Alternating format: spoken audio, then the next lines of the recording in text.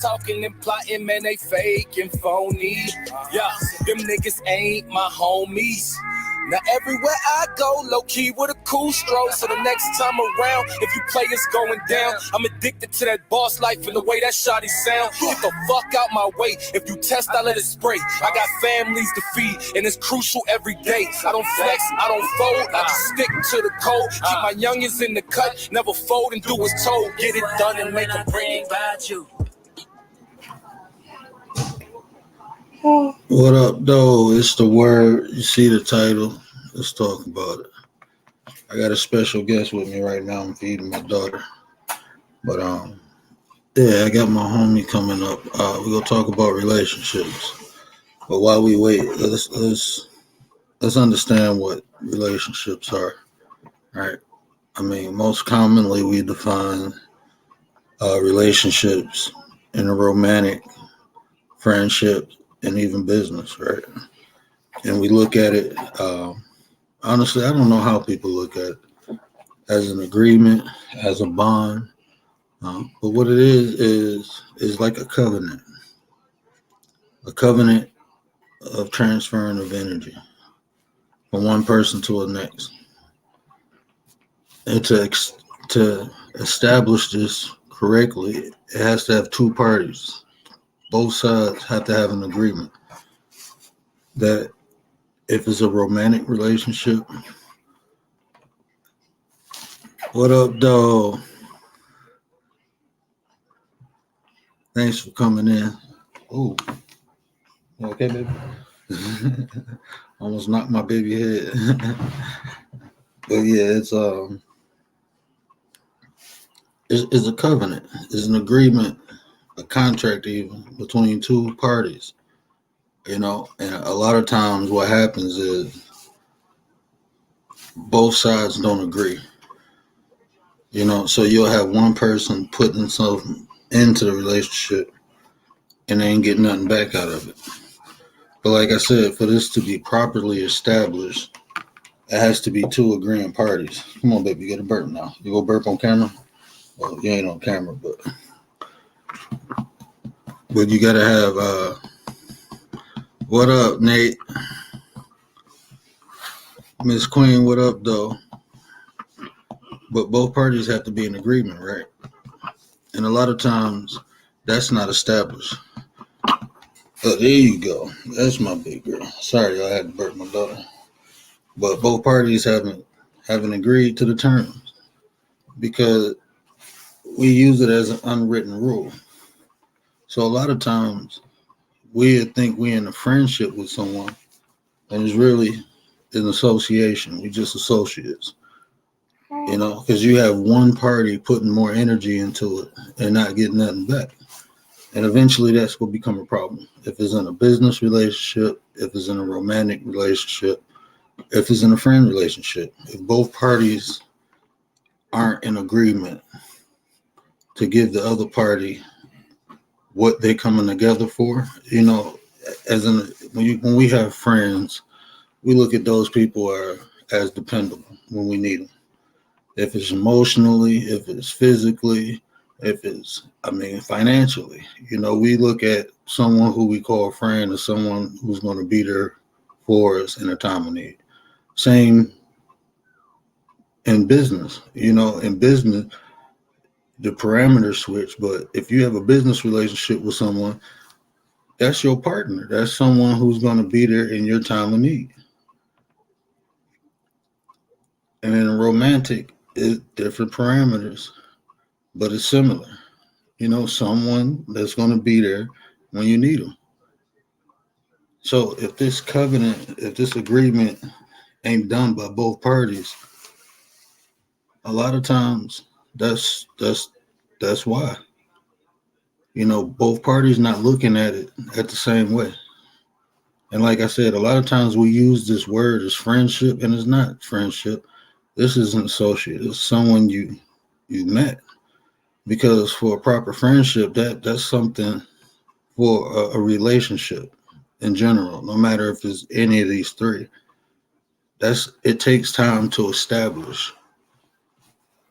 And a lot of times, especially nowadays, we don't take the time to build the foundation. Like I think of me and my wife. Me and her was friends before we became, romantically involved. We were friends first.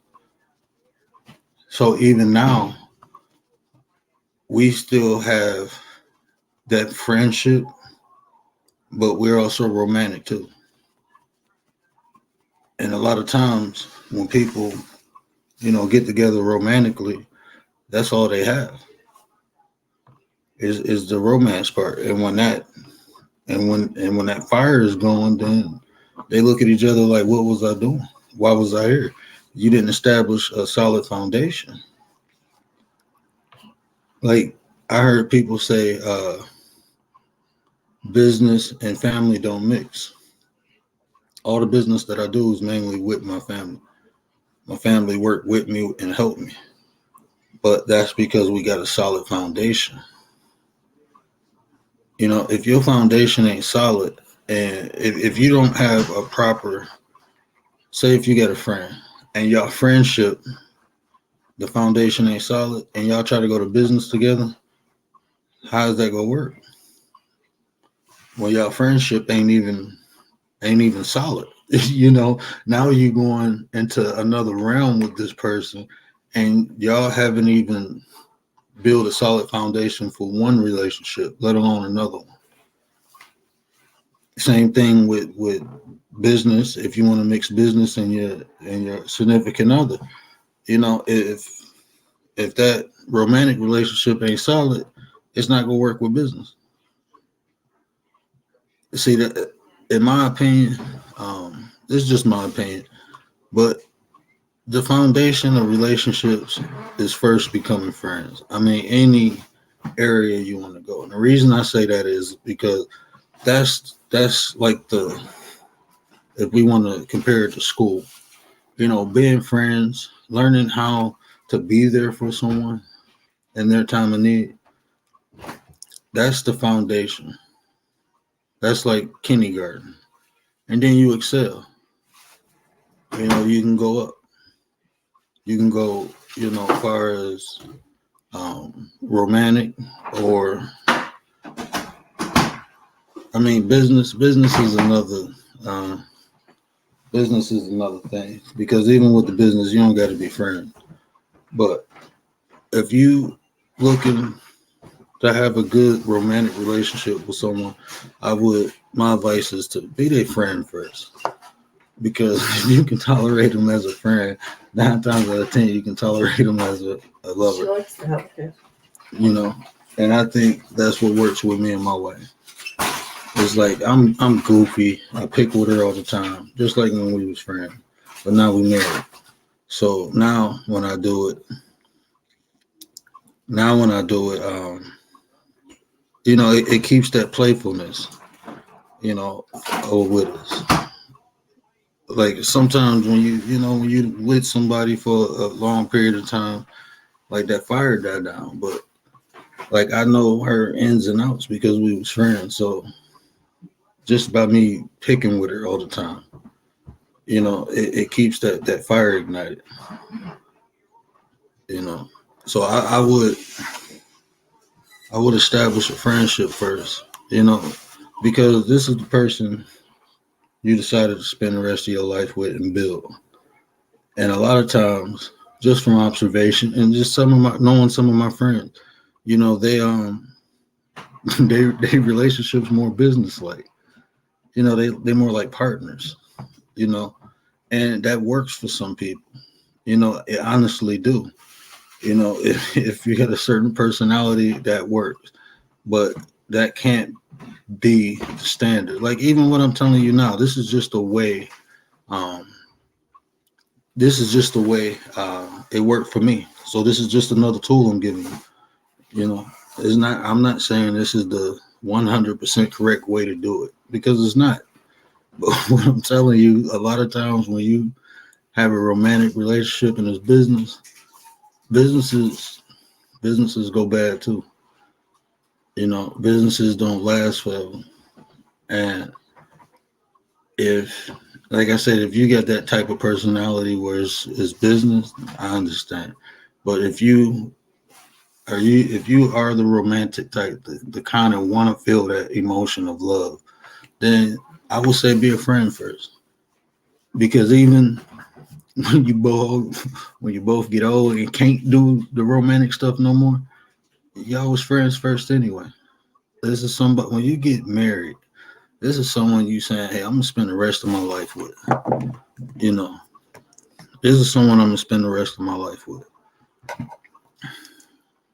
I know they ain't go to sleep, but yeah, I'm still waiting for my homeboy to come up. But ultimately, like the romantic relationship, any relationship, always build the foundation and understand both parties should be getting almost like an even exchange. Sure. I'm about to get on this even so quick. I think it's sweet that she's there. No, I don't think it's sweet this year. My baby laying on the table. See, I'm not laying on the table, Daddy. Like this is the most precious thing, though. You know, creating life, and I'm just keeping it real. I learned from my father's mistakes. My father got it's six of us. You know, six of us, about four different women, and I was the first. And I learned from his mistakes. I learned that you can't create life with just everybody that you're in love with because a lot of times that love is lust and you didn't really take the time to understand the difference. So I learned from my father's mistakes and I waited until I was 36 years old and married before I had a child. I think that's what my father made the mistake for. That's I ain't saying that's why he made it, but I like to look at it as he did stuff so I wouldn't have to do it, so I wouldn't have to go through it. The mistakes I made, I'm gonna teach my son about them so he don't have to go through it. So it, that's why I don't judge people. I rather look at what they did right and what they did wrong and learn from it, especially if they learn from it. If someone made a mistake and they learned from it and became better from it, why do we judge them for it? Especially when it's in the past. I know I'm getting off subject, but I had to share that because my dad mean a lot to me, and he made tons of mistakes, and I learned from every single one of them, and I appreciate him because if he didn't make them and tell me about them and show me how he made them, I could have made the same mistakes. No person is perfect, right? No one is perfect. But me personally, I try. I try to be close to it as possible. And the reason I do that is now in my life to make sure I'm not doing the opposite. It's not easy, but it's doable just to try. And I don't think we try enough. I mean, especially like in understanding one another. And I appreciate y'all rocking out with me, talking about this subject because relationships to me, this is just how I look at it. And so if you encounter me, this is me. This is how I look at you. If I'm cool, if I'm shouting you out, if I'm just giving you good energy, this is why. This is how I look at it. I'm trying to build with you, and I'm gonna be funky as possible. I'm gonna keep it real as possible. Um, but yeah, this is like relationships to me is an exchange of energy, and people like Miss Queen, people like Nate, even Platt here, even Platt here. We in Nate room, we chilling. You know, we giving each other good vibes. We're giving each other that good energy, that good exchange. You know, and you never know because some days somebody might be feeling bad and they come into one of these rooms and you just give them, you know, smiles and hearts and that might give them a boost. You know, that might give them a little hope. You know, with me, I get energy. You know, I feel that energy from y'all, and that's why I come in there. You know, that's why I'm humbled every time y'all come in here and rock with me. You know, and like I said, me personally, I'm on here to share. I'm on here to build. You know, like Nate said earlier. Shout out to Nate the Great. I hope y'all sharing y'all links, Miss Queen. You already know. Every time y'all hit the door, put y'all links in the chat so we can. Hey, I'm learning it from you and Nate. You know, I get that from y'all. You know, I'm learning from y'all. But every time y'all hit the door, what up, though? And drop y'all link. Make sure the people, because this what I'm trying to build for this my room. I'm just trying to build a family atmosphere where people can come in, feel safe, share ideas, and build with one another. You know, this is like a sanctuary. You know, this is a safe house. Just like in Nate's chat is a safe house. You know, we come in here to build. You know, everybody welcome. So if you're in the shadows, hey, you're welcome. This is church. This is a sanctuary. All that other stuff, it don't come in here. You know, that's what we do. I mean, everybody in life, you know what? We all gonna make mistakes. We all gonna do stuff wrong. We gonna make bad decisions. The important thing is we learn, and a lot of times talking to one another. You know, just simply talking to one another, getting a different perspective and being open to it. That's how we learn. You know, so that's what this place is to do. You know,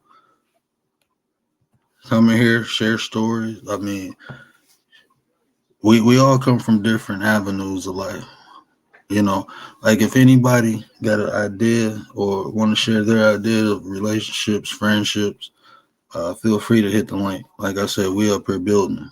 My homeboy is supposed to come through, but I think he fell asleep.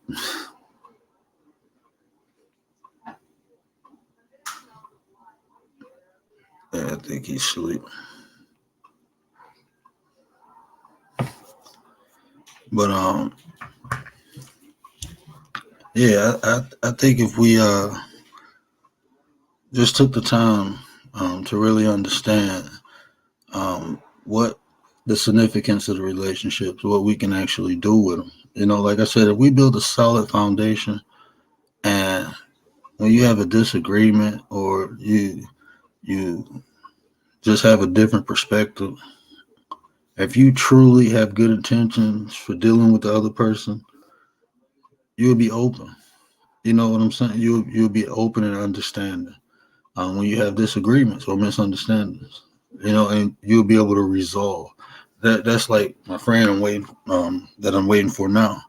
You know, we had a big disagreement when we first met each other. You know, but my intentions for dealing with him in the first place was good. So even though I knew, okay, we had a little argument, he said whatever. He young, he don't quite understand what I'm saying, and it was just time and space in between us. And the more time and space, I started thinking like, dang, you know what? I was kind of talking down to him. You know, I could have used a different tone and some different words to communicate with him. And I'm literally, when I thought that, the next day he called me. And he was like, man, you was right. This, my bad, my bad. And I'm like, you know what? No, my bad too, because I should have found a better way to deliver it. You know, especially me being an older person. This is what I learned about communicating with people. And I'm usually good at it, honestly, because I look at the person, you know, and I determine how to approach when I'm talking to this person. You know, everyone you can't talk aggressive to, but everyone you can't talk, you can't cuddle. You know, you can't be nice to. Sometimes you got to be firm for a person to listen to you. Sometimes you got to be soft. So understanding how to approach a person um, helped me communicate better with people. And that's one of the ways I learned was dealing with him. I understood, like, okay, I'm talking to him more like an authority figure. He done had this his whole life. He finally coming into manhood, and now he want to, feel like his ideas and his way of thinking is adequate, is up to par. But I'm talking to him like I know more than you. You know how older people talk to younger people. I'm guilty of it. I was guilty of it, and I still am a little bit. Talking to my kids and my younger siblings. Sometimes I still do talk like okay, but I knew that was the wrong approach. So I had to apologize for my portion too. He apologized. We got over it, moved forward. This is the godfather of my daughter. So that's what I'm saying. Like, if you have a solid foundation, even when you have um, disagreements, you won't be willing to just hurt the other person or try to hurt the other person. Because I mean, just in life in general, you think you cool with somebody, and then something happen, and then they say something like, "Hold on, that's hurtful. Why would you say that? We just don't agree." I think we all had situations like that. You know, um, where it just seemed like you had a disagreement or misunderstanding, and a person just kind of jumped out the window on you. I can think of numerous situations, especially like working with people. I ran into that a lot. Like you see this person every day, you like, oh, we cool. And then something happened, and then they like just totally F you. And you like, hold on, bro. Like I thought we was just cool. We just sat down and ate lunch yesterday. You know. So but that's why I say we throw words out. And even when we say, okay, this is my friend, like I said, it's a covenant. It takes two. That other person has to be in agreement. If the other person ain't in agreement, then you just giving all that energy. And 9 times out of 10, they just taking it. And then when you need them, you realize that this ain't a friend, this is an associate. And then a lot of times we don't even understand that until we do need that person. You might be there for somebody all the time, but then when you finally need them, they're not there, and you like, hold on. But the whole time you was feeding them, and they was just eating the energy and enjoying it. But they never agreed to the covenant. They never agreed to the contract of friendship. That happens in romantic relationships. You know, you get somebody. Even I seen somebody go far as marriage. Oh, my bro here. You made it. What's going on? This is why I said I'm leaving everything to your mama and not you. I'm just messing with you. Whatever. This is my brother from another mother. This is Sean. He is introduce yourself. What's going on, people? I'm I am Sean. I'm the founder of one of the founders of Drunk Business, the podcast. And what? Go ahead, Monty. Let I was Monty gonna introduce herself. Right. I'm Monty. I'm just one of the hosts, and I like to talk. And sometimes I feel like I have good things to say. So, hey, Yeah, Monty gonna be joining me tomorrow. We gonna talk about the exploitation of women tomorrow. And she gonna hit it from a different angle than I'm gonna hit it from. But you gonna start hearing more of Monty, and I'm gonna leave Sean at home. Cause nah, that's my bro though. This is who I was just talking about. This is the godfather of my daughter. This is, I mean, it's my best friend now. When we first met, he was more like a little knucklehead. And the funny thing is, his family kind of brought me up, like kind of calmed me down when I was in the street. His family did, his cousins. And I didn't know that until, years later. So it's funny how life worked out too. mm-hmm. that his mom know me. His mom knew me before he did. His mom threw me a job when I was little at KFC. Yeah, yeah, I was a little knucklehead. I ain't last long, but yeah, but yeah, Nate, stay dry, bro. Hey, that's my boy Nate the Great. I can't even find the cursor. But yeah, I was just giving him a rundown on my understanding of romantic friendships. I mean, romantic relationships, friendships, and business friendships, and like even like this whole podcasting thing. Um, Me and him work off each other. You know, he got a lot of resources that I'm gonna need. I mean, before I even came on YouTube, it was a group of us that was supposed to start a YouTube. You know, then COVID hit, and then um, you know that kind of got derailed, and I lost my sight and all that stuff. But um, I was just saying how if you got a solid friendship, how that can actually be a advantage and go into business with each other. He trying to get me back in real estate. So, what's your thoughts on that? You the businessman. You don't really got the paperwork for business. So, what do you think about that? Honestly, business can be tricky. Like you can start a business with a good person. Like you can start a business with a friend and then it can last. And then you can start a business with a friend and then it could fall. So it just depends on y'all friendship and it depends on how y'all view business in general. So like with Dorian, with D, you know, he Y'all got some snitches, boy. You, my mama, my dad. Y'all just y'all sitting. You don't even call me by my name in real life. But go ahead. with I D. forgot you about to be a fed too. Okay, that's why. Okay, go ahead. Nah. With D, like he got his real estate stuff going, and then I piggybacked off him and went into home inspections, and then I started talking about podcasting a while back. We all started talking about podcasting, and then D went into YouTube, and then I hopped back into podcasting. So it's like if you got a good friend, your friend can motivate you to do business, or your significant other can motivate you to do business. It's like, you know, it's just that business piece. It motivates you. Like your friends motivate you in so many words.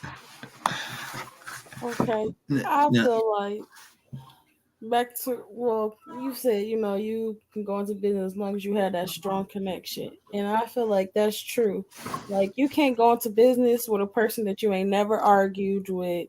You can't go into business with a person who you've never had some type of disagreement, debates about something, and then at the end of the day, okay, we got through this argument, we got through the debate, we know we got different points on this, but at the end of the day, we're still solid.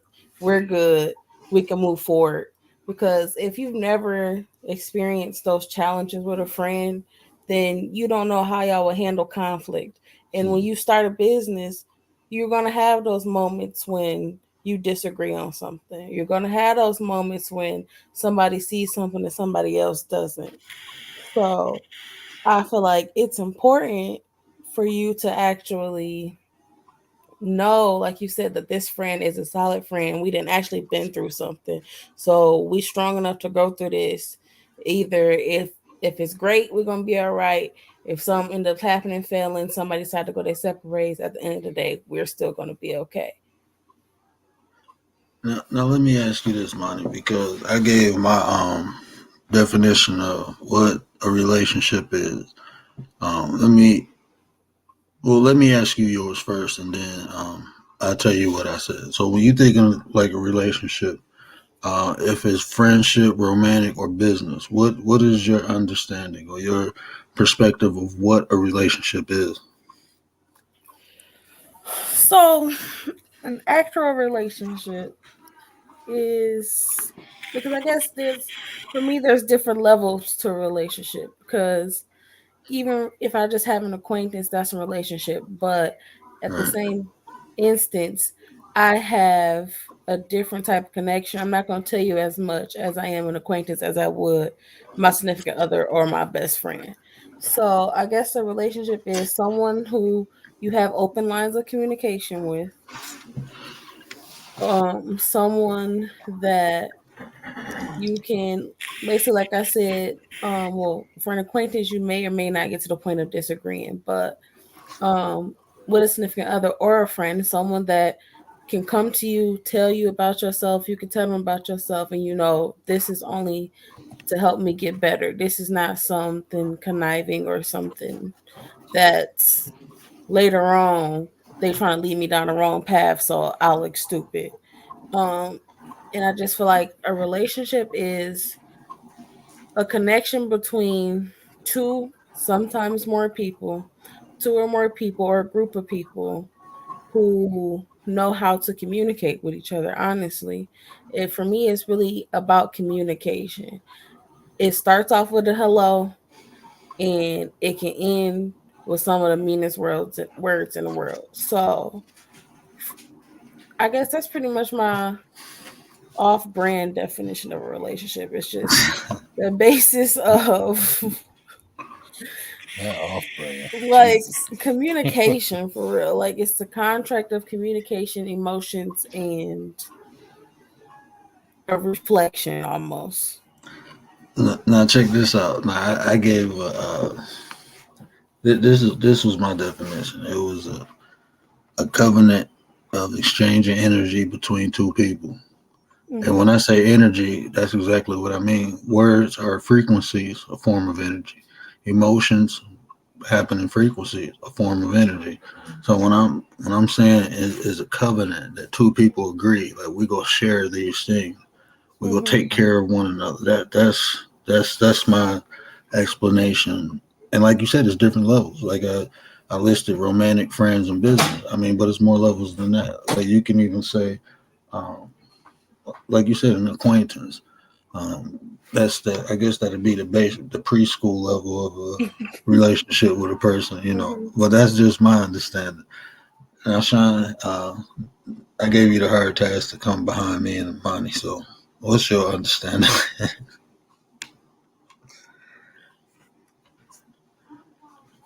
Hey, our like you said, our frequencies, our emotions don't click. So you know I'm not rocking with you, you not rocking with me. That's a commitment for us to stay away from each other so it won't be no trouble. And see that's like I can't get into details of the story, but I had a friend that I actually grew up with. Right, I'm Mm-hmm. talking about we did everything together, and Mm-hmm. something happened, and he put me in a position where um, I can lose my freedom. Mm-hmm. And the way I thought back then was like, okay, either I got to leave him 100% alone or he got to go. So I decided to leave him alone because I loved him. Mm-hmm. You know, this was my dude. You know what I'm saying? But like the position you put me in, bro, like I can be out of here. Mm-hmm. And but because I did care about him, it's like I'm not gonna do nothing to hurt him. I'm gonna just walk away and leave him alone. Mm-hmm. And I still follow that code today. That if I'm friends with somebody, if I have agreed to interact with you with good intent, if something happened between us, I'm gonna just walk away. Mm-hmm. I'm not gonna do nothing to hurt you because I'm not. At one point, I had love for you, or I still love you. You know what I'm saying? And me personally, I don't believe in that thin line between love and hate. When I love someone, I love them. I'm not gonna do anything to hurt them. And sometimes you got to walk away and just leave people alone. That's Mm-hmm. just how I live my life now. Not saying that's the only way or the best way, but that's just my interpretation, like of love and relationship. You know, because like I said, it's an exchange. So even a friendship, you getting my emotions. Right. I'm offering you my emotions. I'm open to you. An acquaintance, I'm not giving that to Right. because the foundation ain't there. You know, we Mm-hmm. ain't built nothing together.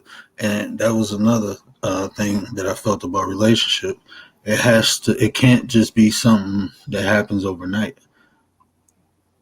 It Right. has to be built. And the way you build anything to have a strong, solid structure is to build a good quality foundation. Mm-hmm. And would you? Well, one, I completely agree with you. It took me a while to learn how to. I still love this person, but I see one. We're either at two different places in life now. Somebody has grown, somebody hasn't, or like you said, some type of disagreement that I see can lead me somewhere negative in the future. It's not that I hate you, I don't dislike you. I just know, like you've been saying, our frequencies now aren't the same way where they used to be. Right. And you have to give yourself that respect and that other person that respect. One, not to be dragging them along and you knowing that you yourself are checking out of that relationship or out of that contract with this person. But yet you still trying to just drag them along because you feel like, well, I love them. I just want to get them a bare minimum. That's unfair to yourself for one, because you're Hmm. giving your energy out that you could be putting into someone else that's building a very strong relation that you know is positivity, that you know is going to help you go to that next step that you're trying to reach. And that's also unfair to them because you know what's going on in your head. And yeah, some people pick up on certain signs of things, but at the end of the day, you're telling me one thing. So, like they say, your word is your bond. So you telling me this and telling me this. So if I'm your friend, I'm supposed to be believing the words that's coming out your mouth. However, your actions is showing me something completely different. And And see, oh, I'm go sorry. Go ahead. ahead. You good? No, and I was about to build on what you said. The actions, that's another form of energy. You know, Mm-hmm. is because the things that we do for one another, it creates an emotional bond. Like if you're there for me when I need you, that's basically what I said. The covenant is through all these. If you look at it romantically or friends or business, the base rule is I'm gonna be there for you when you need me. That's what a friend is. That's what a lover is, and then even in business, Mm-hmm. your partner is the person who there when you need them. When you can't accomplish something, that person, like with me and my wife, you know, it's things that I can't do no more that she just do, and it's Mm-hmm. things that she can't do that I do. She's short. She can't reach nothing on the top shelf of the refrigerator. So that's my job. Hey, You now know, you're I coming for me too.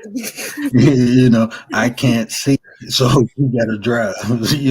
It's just things.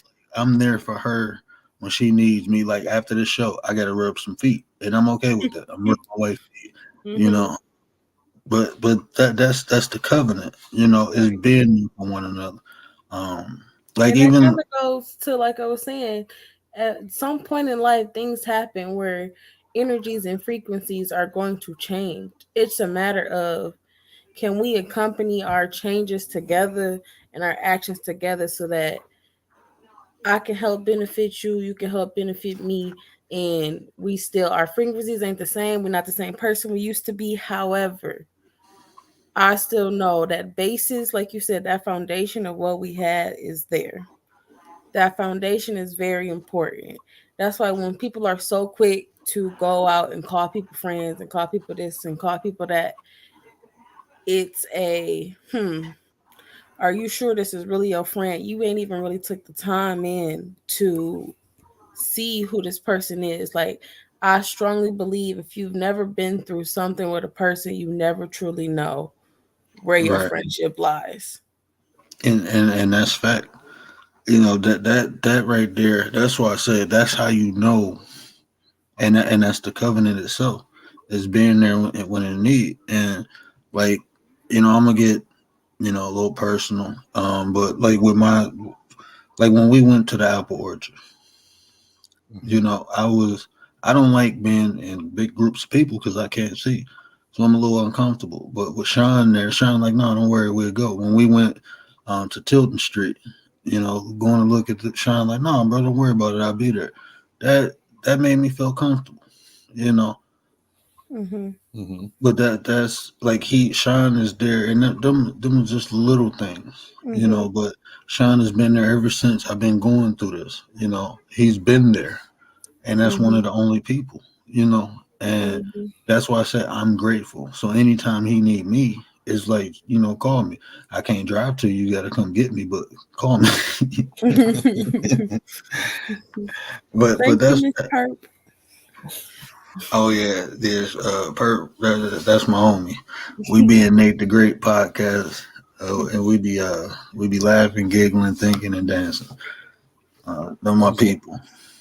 I was gonna say, from a business standpoint, if you notice, to piggyback off everybody, in a business standpoint, we use the example of since we both worked in the medical field. Well, since all of us work in the medical field, if you notice how doctors start businesses together, and then you'll see one doctor split from another doctor and start their own group, is because the views and the viewpoints and the vision change for certain people. So it starts off as one way, and then later down the road, the vision change. It's not necessarily, I can't stand the other person. It's okay. What you see and what I see is just completely different. And sometimes it works out for the best. Like, I'm not going to use no names, but we had one doctor that was just a terrible doctor. And you notice like how all the other doctors just kind of like, okay, I'm not going to put myself in a position to lose my license because this one doctor is terrible. Like, I'm not going to step inside this room because I know when I step inside this room, a lawsuit is coming. But it's because the vision changed. The way the doctor operated changed. His viewpoints changed. So it's like, okay, in order for me not to be put in this position, I got to do what's best. And that's what you notice about most companies now. Like, most companies, they start off working with a partner, but if the vision change, they break off and do something different, but still keep that same vision going. That made me think of another important thing in any relationship is ownership and accountability.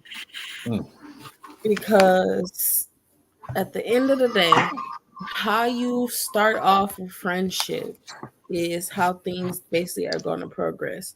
That's what I'm saying is, so if it's you and a friend and y'all been good, then they start getting loud. And I mean, some start happening. They start getting low on funds or whatever. And so you're just giving.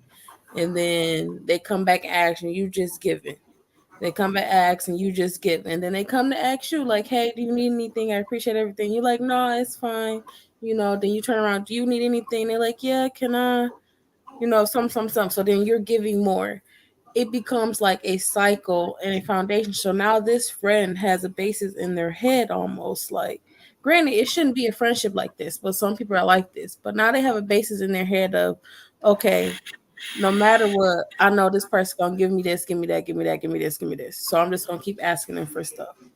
And you can't just put that all on another person because you've allowed for you to just give, and they just take. So then when it becomes a problem for you, you can't just go off on them when this is how you set your foundation of a relationship.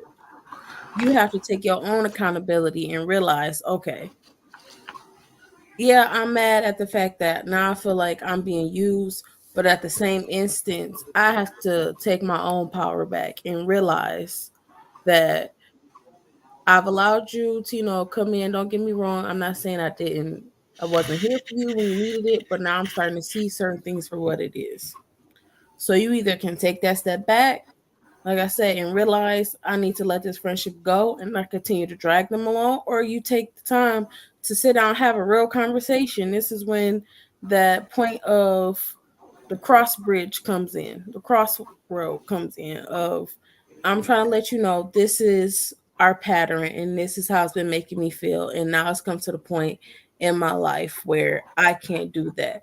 And if that person can accept it, then okay, we cool, this is my friend, we can move forward in life. However, if that person is like, well, you was a person that kept giving all this and now you got a problem with it and I didn't have anything to do with that, you wanted to keep helping, and now it's like if they go off on this tangent, then this is not something I need to be in, because now I'm telling you emotionally I can't keep doing that because I feel like our relationship is only being based on physical and what I can give.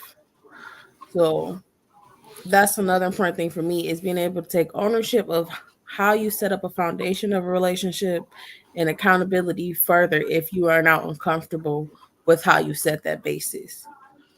And I want to build off of that because we've been talking about the foundation. Foundation. What is the foundation? And that's a good point you just made. That's a key component of the foundation.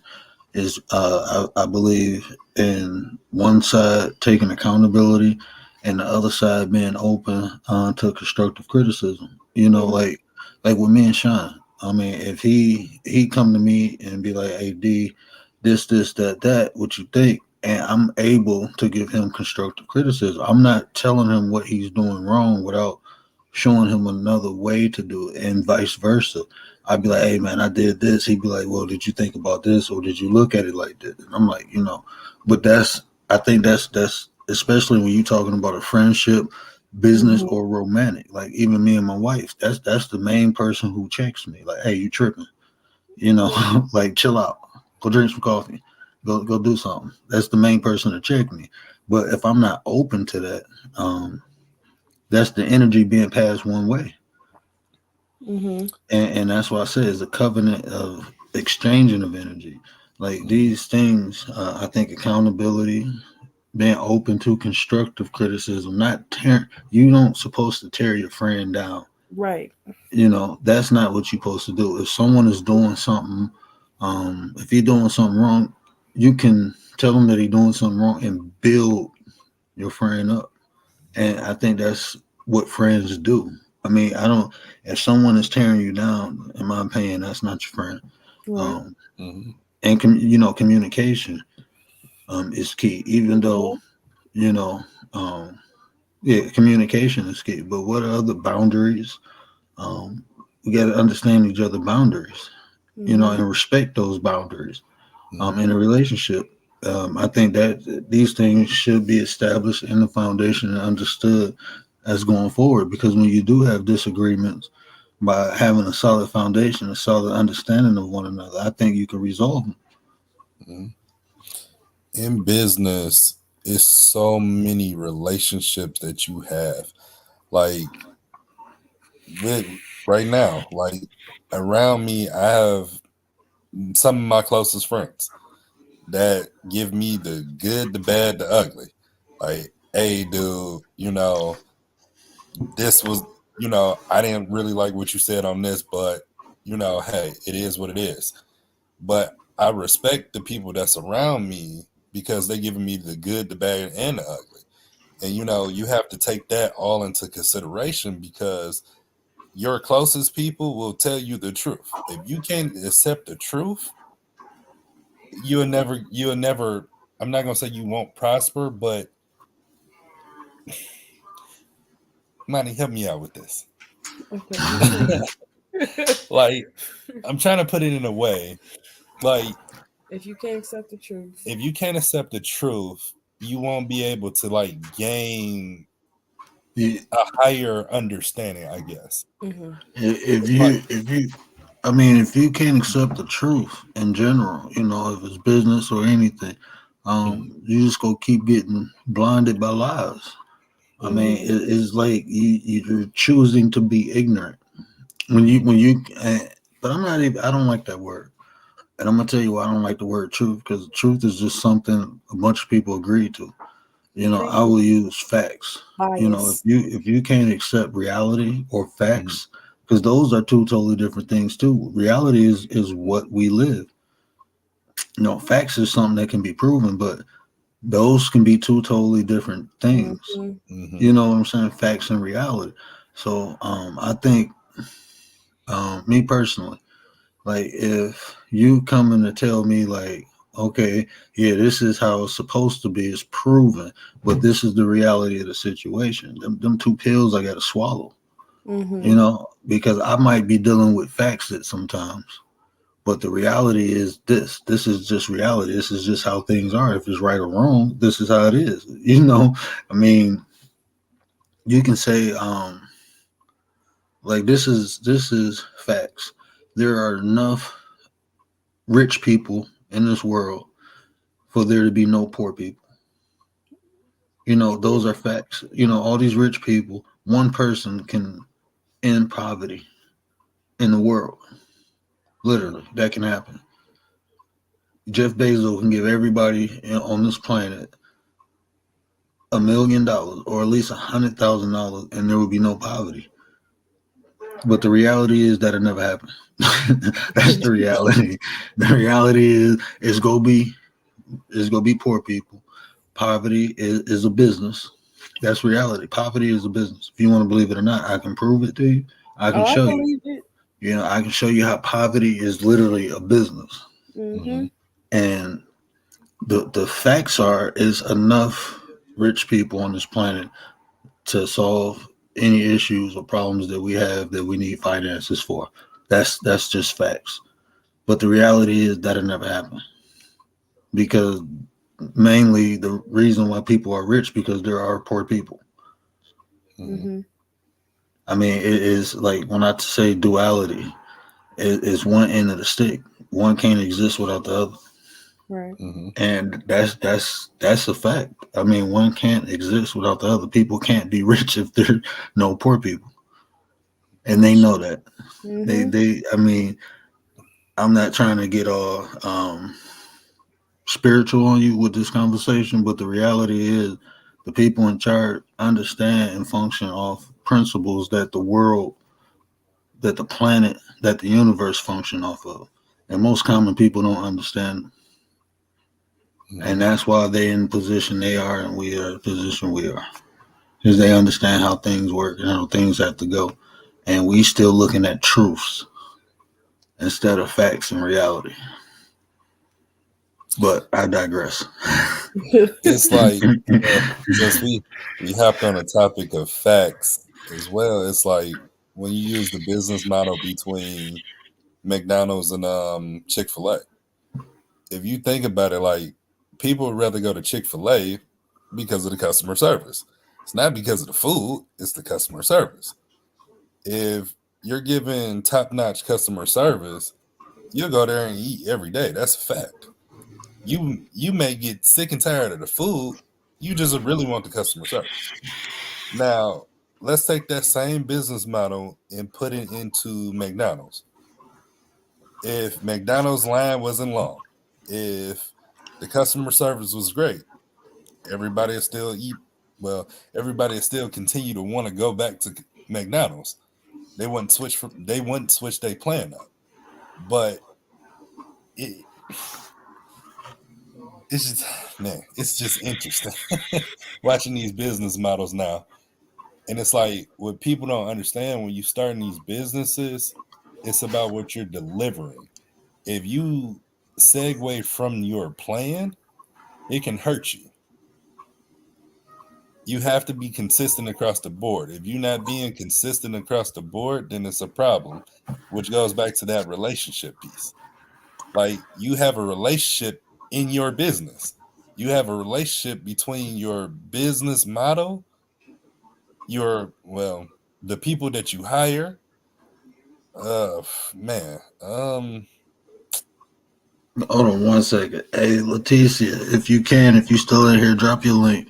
Y'all make sure y'all sub up to Leticia and check out her Rumble, man. I'm telling you, Leticia, she put me on that Rumble. The information she can drop on there, you have to see it. I always say Leticia got the information from the third eye, because her perspective is unique. Y'all need to check it out because she dropping knowledge. I apologize, but go ahead, bro. No, you good. You good. I lost my train of thought. I'm so sorry. You talk about the relationship, and now let me ask you this: because I do. You got the paperwork. I just study um like the psychological part of business. But you do it. This is what you do. So, what like when you have an employee, Mhm.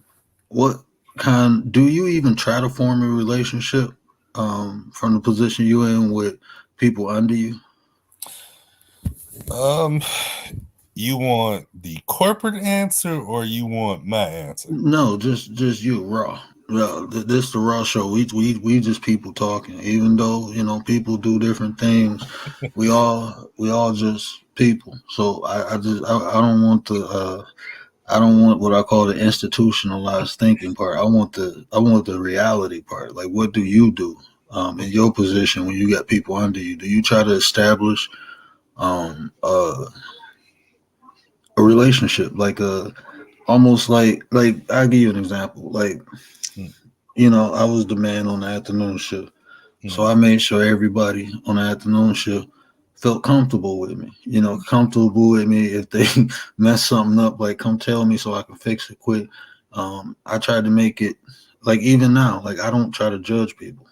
So I tried to make people feel like no matter what you do, I'm not gonna judge you. Just come to me. You know, that's what I did. But I'm asking you, what do you do? With me, I'm a person that likes building relationships because I want to get to know my people. If you take an interest in your people, they'll take an interest in the business, honestly. Like, have you ever been in a company where no one like really cares about you? No one knows your personal life. No one wants to build anything with you. It just it's a 9 to 5 to them. Like you here to come in to work. That's it. Mm-hmm. Look at the productivity. Look how everybody reacts. Look how people actions are in there. It becomes very toxic. But if you got that one person that comes in and say, "Hey, you know what? Let me bridge the gap between you and you. Let me actually sit down and actually talk to you and get to know you." Look how the productivity changed. Now you got people in there. Oh man, I'm excited to come to work. Oh man, my manager cool. Oh man, hey, I can go. I got this problem going on, at home. Oh, my manager understands what I'm going through, so you know, they're here for me. Many companies don't have that now. It's just like, hey, you here to do a job? Come in here and do this job. I don't care about your personal life. You can be going through hell. I don't care. You ain't here to make me money. I have never been that person. I want to get to know you. I want to be, a listening ear to you because at the end of the day, you're still human. At the end of the day, you're still a person. But when you start coming in being like, hey, you're really not a person. I hate to say it this way, but you're a tool to me. Hmm. Most companies fall apart. That's why you got that high retention rate. That's why you have a revolving door. And many people don't get that. Many businesses don't get that because they looking at the numbers. Stop paying attention to the numbers and actually start paying attention to what's going on in front of you. If you pay attention, as my grandmother used to say, if you pay attention to the whole windshield instead of the rear view mirror, you'll go further in life. Mm-hmm. I'm gonna I keep feel that. off of what both of y'all said because like you were saying, how you tell your people they can come talk to you, tell you what's going on, so you can fix the situation, Mhm. and how you were saying, don't see them as a tool, see them as a person. It comes in handy too as a boss or someone that's a supervisor, whoever you are, or higher up.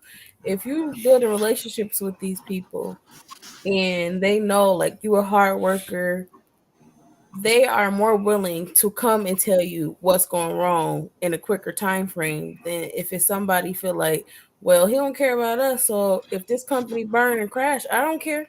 Because Right. at the end of the day, you already showed me, like you said, we just tools a part of this. We just a part of the algorithm at this point. But if you come and you let me know, like, y'all are just as important to the success of my company as I am, then I feel like an asset to the company. Then I feel like, okay, I'm important, so the work I do is important. So let me make sure at the end of the day, I'm doing everything I can to make sure my work is A1. I may not be able to go over there and tell the next person that, hey, you need to fix this and fix that, because that's not my job. That's my boss's job. However, I can go and be like, hey, boss, not trying to snitch or nothing, but this person, I've been seeing some of this type of shady stuff going on, or I've been seeing this, and so you may want to try and look into that. Whereas if you just being a boss, is well, I mean, I understand why that person doing that. The boss is the one that's just like whatever. So hey, that's none of my business. Out of sight, out of mind. That ain't got nothing to do with me. Hey, Sean, let me ask you something, right? Because you worked with me, you know me personally, you've been in my home, you're around my family. Do you see how,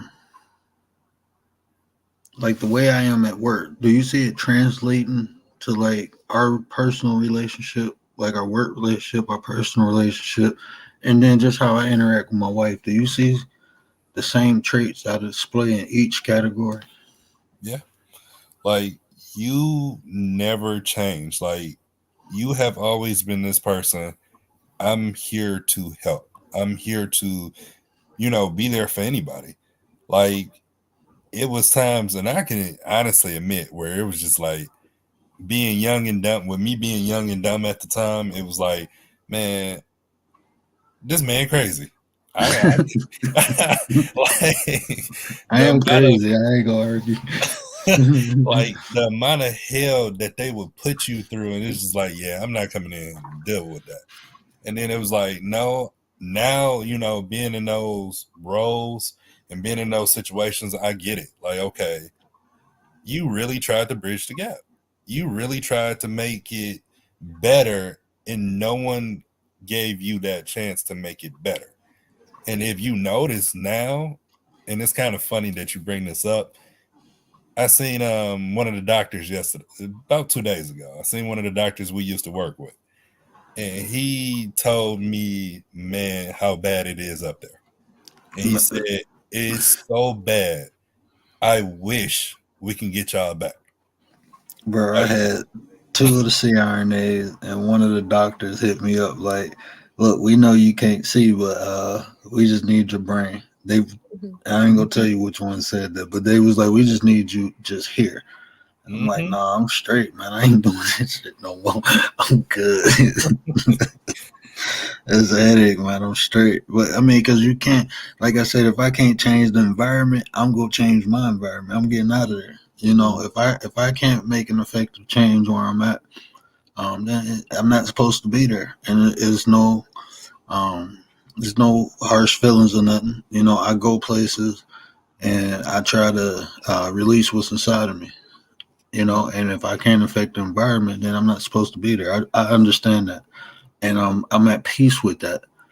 I don't try to force things no more. I don't try to if I'm not allowed to fix something, I don't try. I have to be allowed. Now that I'm older, I understand that. When I was younger, I used to try to fix things that was broke, but the people was comfortable with the broke. So it was like I wasted my time, effort, energy, and it could have changed me, but it didn't. Because when you try to help people and you keep getting denied, a lot of people say, you know what, I'm gonna just focus on myself. But then I will miss people like you, miss meeting people like you if I shut down. I had to learn that. Don't let nobody change you just because the way that person treats. That's your encounter with that individual. Everyone ain't like that. And it's hard to learn that, especially coming from where we come, because it's wolves. You know what I'm saying? You can't trust everybody. You have to be cautious. But if you think everybody trying to get you, you won't be able to meet the good people. You'll miss out on those opportunities because you're trying to protect yourself. I mean, my belief is just build up a good defense. Life is war, regardless. You go through shit. Build up a good defense and go out and you go take some nicks and bruises, but ultimately, if you stay focused and stay true to yourself, you'll accomplish your goal. You'll win the war. Mm-hmm. And so that's why I think it is important to have tools like this to establish when you are um, determining if you go build a relationship with somebody. You know, because like I said, if it's one way, then there's no agreement. And like Monty, what you was building on earlier, where you said one person giving the other person too much, one person taking too much. In my opinion, those people haven't sat down and talked about um, or agreed to the covenant of the relationship. Mm-hmm. One person is looking at it as a relationship, the other person looking at it as it's a free meal ticket, basically. Right. You know, and that's what happens. I mean, in all three categories that we're speaking of, that can happen in all three. If those boundaries ain't established, if those communication ain't established, if the understanding that we're here to help one another, we're here to be here for one another, if that's not established, then one party go get more energy than the other one. And Right. then that's where a lot of problems come, because you not gonna always agree with nobody, you Mm-hmm. know.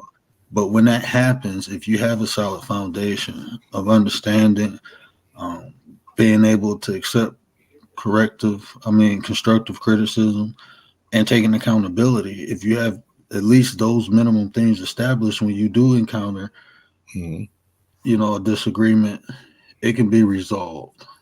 Right.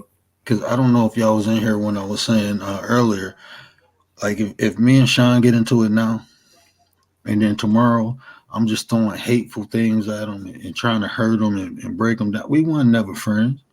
Mm-hmm. I never had love for this man. Let's just be real. Like, it's Mm-hmm. hard if we cool and then something happening tomorrow, you like F you, this, that. We was never really cool.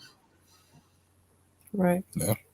That's just my opinion, but I it's agree. hard to it's hard to make me believe if we ever was cool, like if we ever had love for one another, that something happened and the next day I'm just a horrible person. It's hard for me to believe that you ever thought of me as a friend in the first place.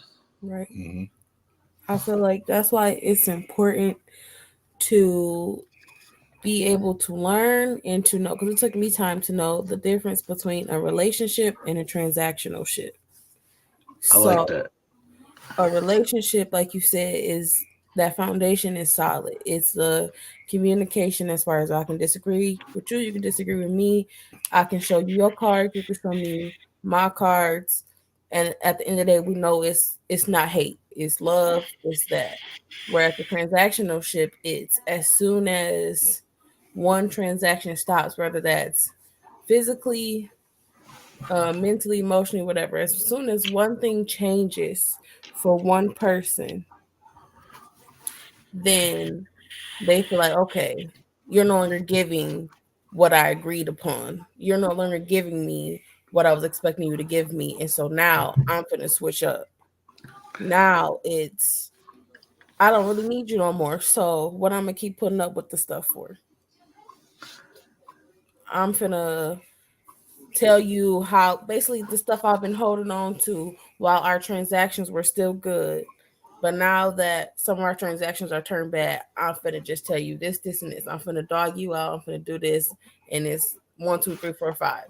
And that's, I'm like, you have to be able to differentiate between what is a real relationship and what is a transactional ship. And then if you realize it's a transactional ship, you have to know where that breaking point is. Where is the end of this? Where is it where I can't go past this point? So if I Oh know man. that this person is strictly here for what I can offer them, then once I reach this point, if that's that test of if they can't accept this, then I'm cool with it being cut.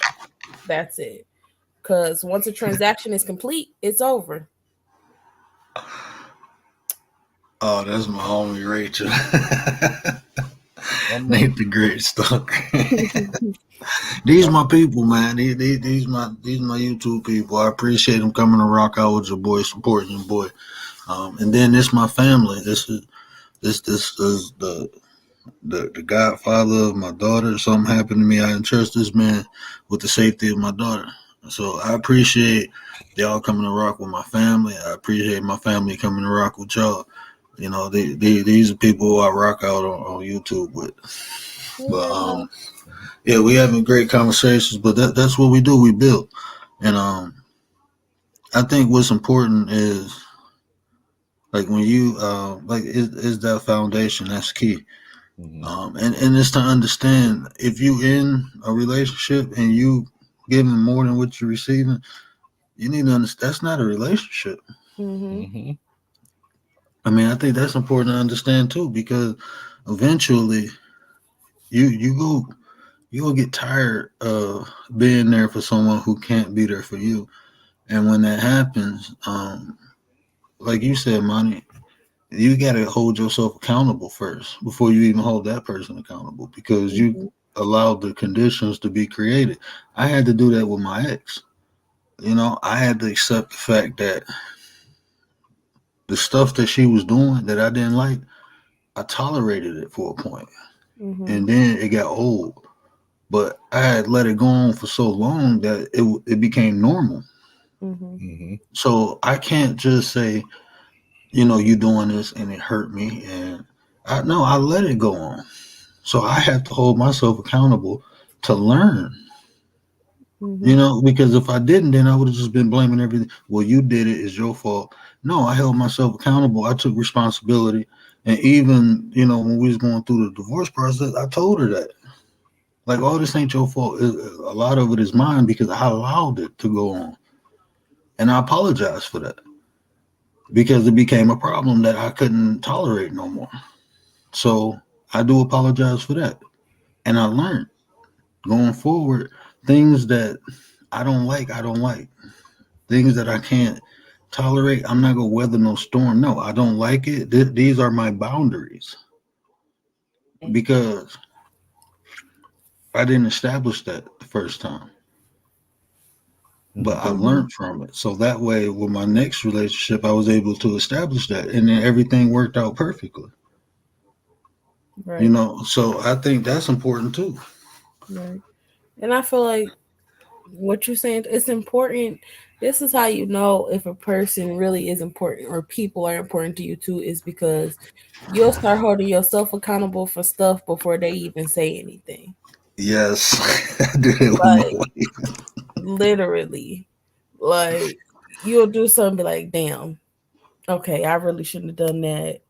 And I really don't want to go over here and apologize, or I really don't want to face the fact of this. But at the end of the day, I know this ain't something that they're going to be cool with. If it was me on the other side, I wouldn't be cool with it either. So let me suck this down and be like, hey, yo, my bad for this, and this. I ain't mean for it to come that way, or I ain't mean for whatever. So I'm going to just go ahead and put it out. Like, my bad. Like, you'll just start realizing that you hold yourself accountable for certain things because of the fact that you know this person's relationship, opinion, communication, all of those things matter to you. And see, that's go ahead, my bad, Sean.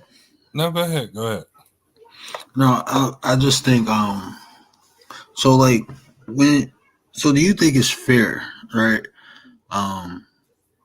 Say if we cool, right? And I'll be like, hey, you my boy, you my friend. And I'll be like if you was to say, okay, we friends, and I say, hold on, bro, we gotta we need to talk about it. Like what are we getting out of this friendship? Just because we knew each other for a while, do you think I think you should do that.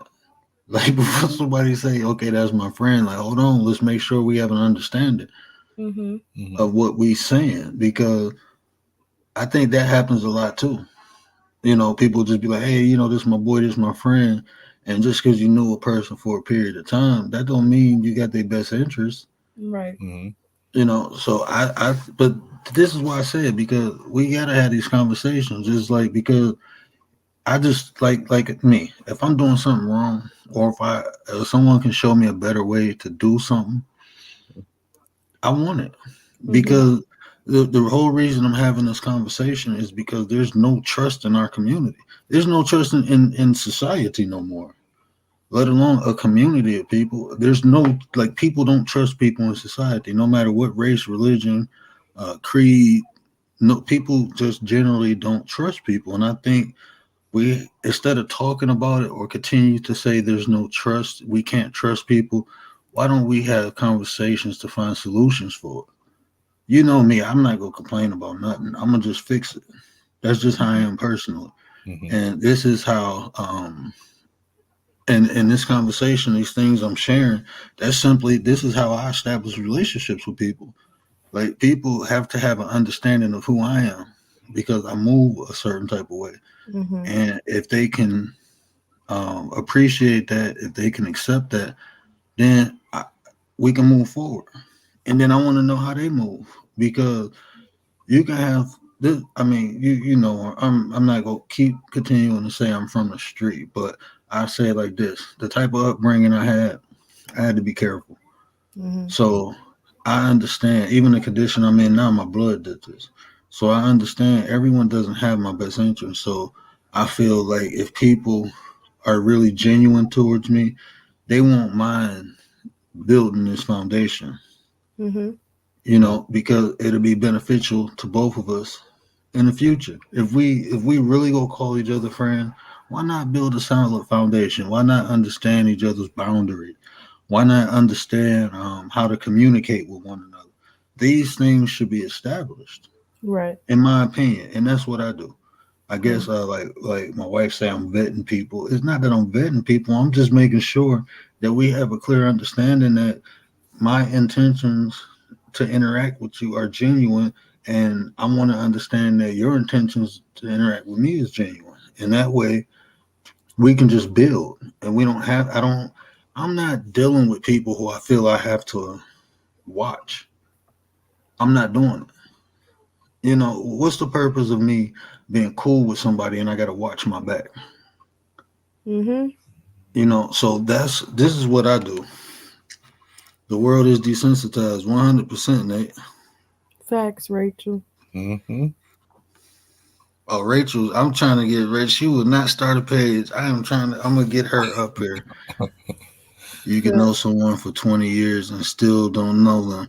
Yeah, and that's true. Um, you can know someone for 20 years and still don't know them. Mm-hmm. Mm-hmm. People show you their true colors. Like, if you pay attention to the words that they use or the things that they say, they'll show you their true colors, and it'd be And, right in front of you. and see, Rach, that's what I was even saying. Like, once you break the covenant, it's a wrap. Once you show me that I can't trust you, it's like, um, it's like you didn't have good intentions in interacting with me in the first place. But see, Mm-hmm. I understand this too. People make mistakes, you know. Mm-hmm. So I understand everybody ain't perfect, but if you make a mistake where it can possibly cost my life, I can't. You're a liability now. Mm-hmm. Mm-hmm. You know, I'm not gonna do nothing to put Sean in danger. You know, not even with my own pride. I won't do it because I love that man. You know what I'm saying? I know he got responsibilities just like me. I had a friend one day called me, right? This is when I was younger. I think I was like 24. He called me and said, I need you to ride with me. I'm like, okay, I think I told the story before. I know you heard it, son. Yeah. But so he told me, I need you to ride with me. I'm like, okay, cool. Get in the car. We riding. He was like, light the blunt, lit the blunt, smoking.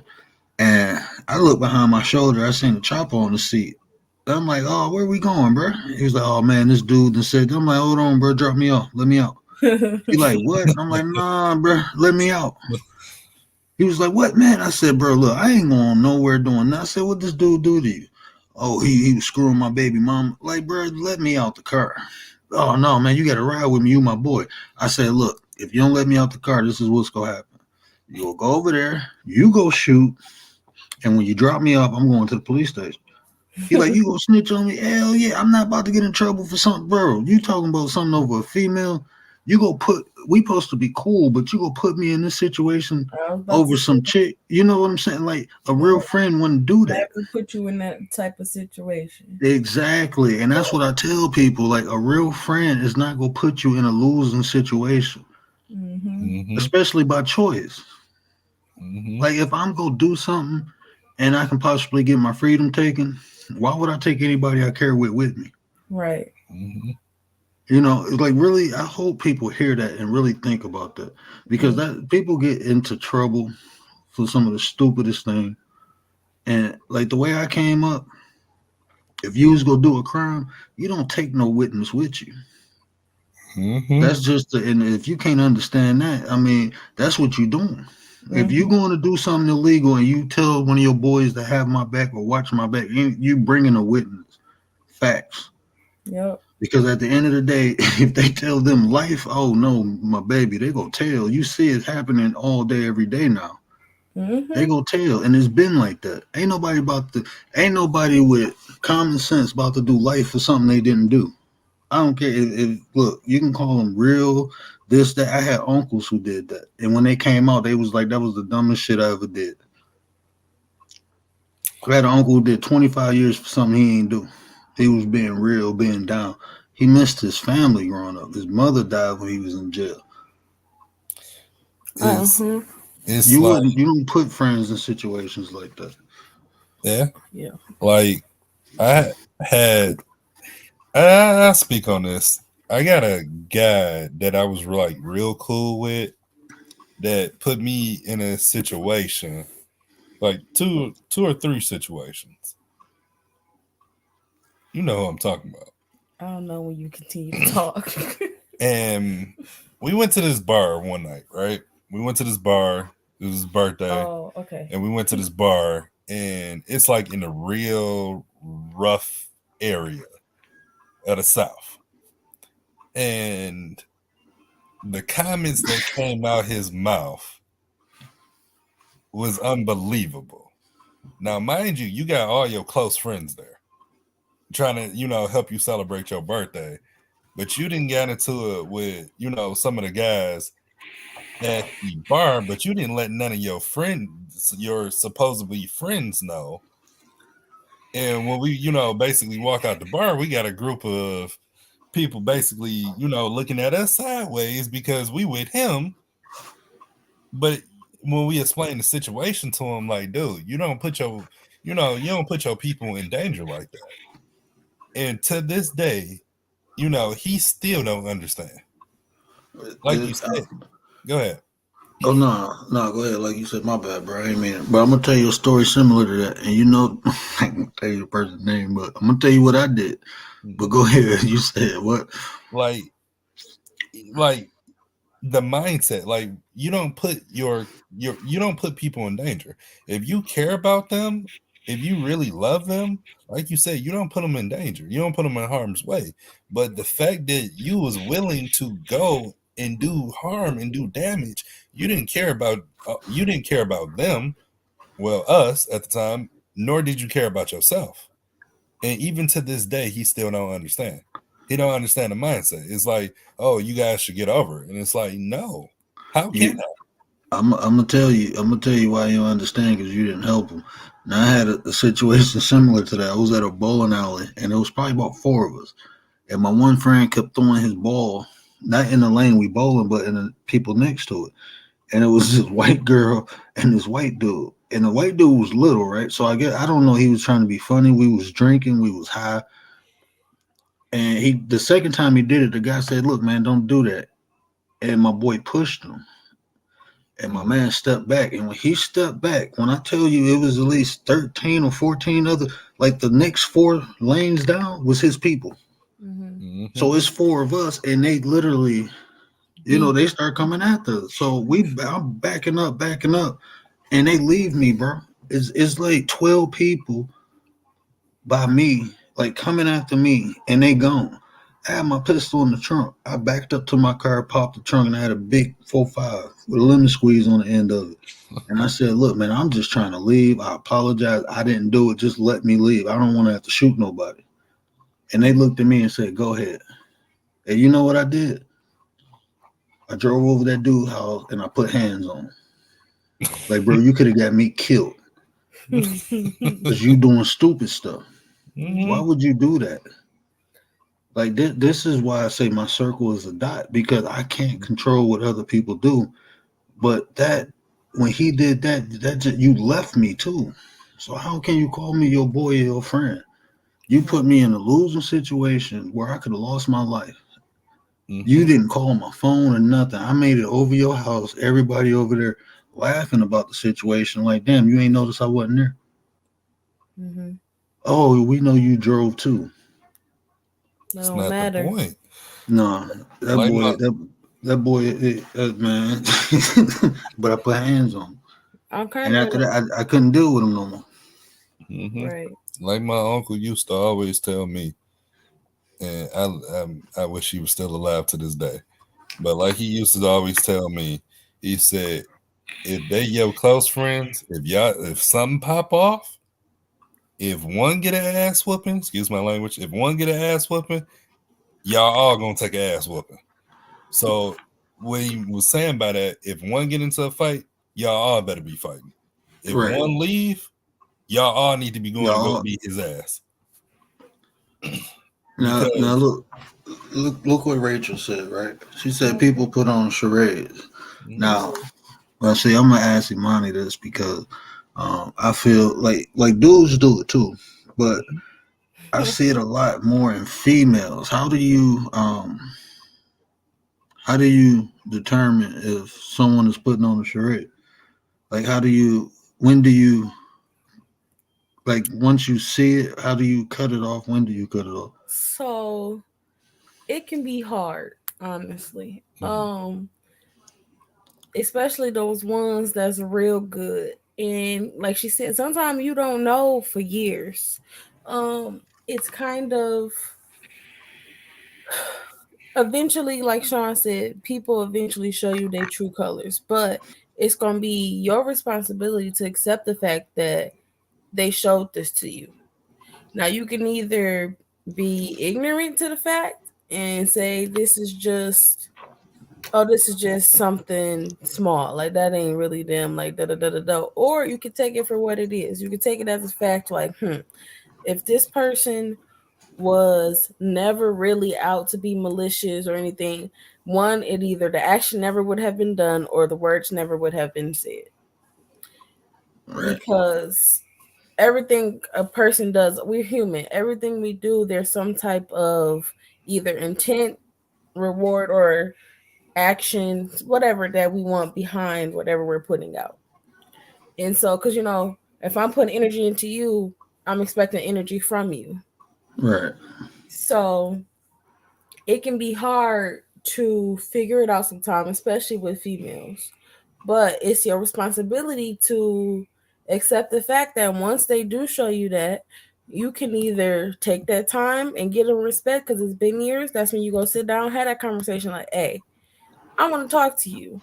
So this whole situation that just went down, what's that about? And then you pay attention to not only the words that are coming out their mouth, but the actions that they are doing while they're saying it, and then the actions that happen after the conversation. Now, if you told them you dislike this and that person genuinely tries to apologize and change something, then it's okay, you're real. But if that person is just telling you sorry just to tell you sorry, and then that behavior continues and you see yourself in a cycle of why do I keep having to come and tell you this not cool? Why and do I keep constantly feeling like this? And you know how I feel. That's your responsibility now to know, let me step away from this. And she also said something that was powerful to me too, because she Damaged said, people are dangerous. I yeah, completely and agree. they That's know, why I was sorry. Go ahead. and they know how to make hell home. Mhm. And that's what I said. Like, these individuals are out there, and they usually go after people who got high energy, who vibrating high, happy people, positive people, because they don't have it, and they think if they take it from them or make them flip, that they get a piece of it. I truly believe. I don't know if it happens subconsciously or consciously, but I truly believe that negative, demonic people go after high positive people because they think they can get a piece of their happiness. Mm-hmm. Similar to why cannibals eat people in the first place. They think they're gonna take their energy. A lot of cannibals look at Dahmer. They literally thought they was gonna take the energy of the people. Mm-hmm. And it's real though. Like negative people can drain positive people and influence them and turn them negative. And I think they get a kick out of it. So I mean, you can have somebody close to you doing all the right things and just waiting for that perfect opportunity to stab you in the back. I've seen that. I've seen that with even family. You know what I'm saying? But that's why I always believe I don't only pay attention how a person interacts with me, but I pay attention how a person interacts with people they knew longer than me too. Mm-hmm. Because that'll tell a story too. I mean, even though you might have a different relationship, you might see characteristics in them dealing with other people that eventually, if they comfortable or if you do something, they might, distribute those same characteristics towards you. So I pay attention to the way other people interact with people too, who closer and know them longer. And I think a lot of times, like if I believe in this too, when people know you can see them doing the wrong thing, they tend not to come around you. So I know that, like, it's like some people, even like when we worked at the hospital, some people just didn't want to deal with me, and they had no valid reason, but it was because they know I seen the bullshit. I seen it and I call it out. I can name I can name a list. And then Rachel said you have to be real careful for the bait and switch, and like I said, people attentions, and see, you know what? Now let me ask you this, Rachel. Let me ask you this, because when I wasn't this person that I am now, the way I think now, do you believe in testing people? Like, do you believe in creating situations or environments to test your theory to see if a person is real or fake? Shouldn't have to. You shouldn't. But, sometimes people do. And the reason I asked that, because when I felt people was testing me, I used to fuck with them. I did. And I, like, when I passed the test and they tell me, oh, I was testing you, I'd be like, I know. And they look at me. I said, so how do you even, since I know you was testing me, how do you even know if I'm real? Right. And because that, like me personally, I try to let life, because I believe life will put things there to show you. So I kind of let life do it, but that's why I never test nobody. Because if they pass it and then it'll make me feel comfortable when all along they knew it was a test and they did it intentionally, and now they really got in. Like that just reminded me when she said the bait and switch. When that just reminded me earlier about the dangerous thing. It made me think about trauma bonds. That's something you have to be careful with as well, because that's another type of relationship. But that type of relationship can lead to negativity. Yeah. And like you said, a person who is going through it positively, like they're trying to take their trauma and actually work on it. And then you have another person who's stuck in their trauma, still not ready to accept, accountability of the fact that they let this trauma take over certain things within themselves or their lives.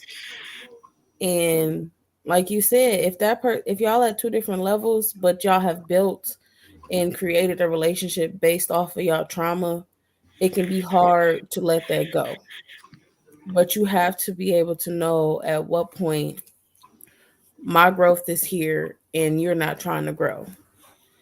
And I'm not saying like you have to completely cut this person off, but you have to not let them stunt your positivity. Because like you said, somebody negative, they see the positive energy, they see where you're trying to go, and they want to try and take some of that. And some of them want to take it just so that you can come down to their level, because they feel like you don't deserve to be that positive. Like you didn't been through the same stuff I've been through. So how you got the right to be happy-go-lucky and I'm sitting over here miserable? That's crazy you said that, because I know people like that. I like people who I've been through the ringer with, and they didn't come out emotionally as well as I did, and now they jealous, and it's like, how can you be jealous of my success when I was going up, I tried to take you with me. And you chose not to try. You chose to stay where you are. Now that I'm up here, you expect me to come back down there, and I can't. And now I'm fake for that.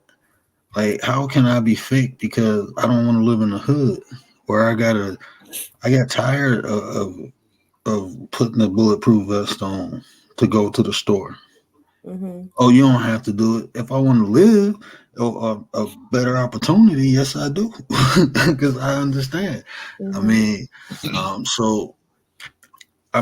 like when you say, we got to watch that too, because a lot of times we feel like we know people for a long time, and we feel bad, but the intentions of dealing with us is not to, even if it's like, okay, I can help you elevate, that's not their intention. Their intentions is for you to lose what you have and for you to be where they at because they miserable. I know people like that, bro. Okay. I was gonna say, me too, Rachel. I be feeling energy real quick. I was gonna say, if you notice, my kids always say you don't really know that person, so why don't you like them? I tell them I feel the energy, and when you in tune with energy, like I said, is I play with squirrels. The animals love me. Like Sean, you remember? Did I see that video when I took that cup off that skunk's head, and the skunk kept coming? Like the next day, the skunk kept coming by my car, just start coming by my apartment. Like the skunk was grateful I took the cup off his head. The skunk. I play with squirrels, man. Like my energy real, and people generally feel that when they meet me. But then you get some people, like I said, I feel sick around some people. Yep. Like, because their energy is off. Like you get that feeling, in your stomach, or it's just something that sometimes click in the back of your mind. Like, I don't know what it is, but something about this person is off. That don't mean I'm gonna treat you different necessarily. That don't mean that I'm judging you. That just means for me, I know I got to keep my distance, because eventually when you get that, you see why something clicked in your head or why you got that feeling. Eventually later on down the line, it may take some time, but eventually they end up showing you, oh, okay, this explains why I started feeling this way at the beginning. So I'm happy I took the approach that I took before letting you into me or getting too close, or like you said, into my gate. It's something that's interesting about this.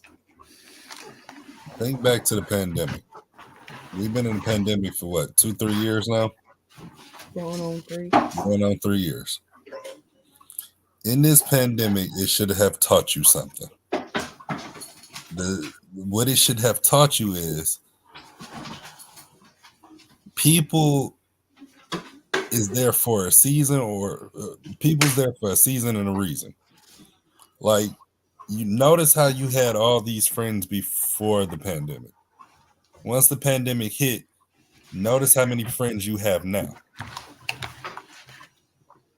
Get where I'm going with this? Mm-hmm.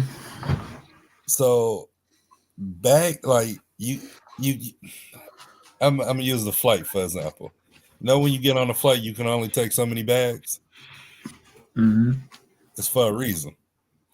everybody's not going where you going.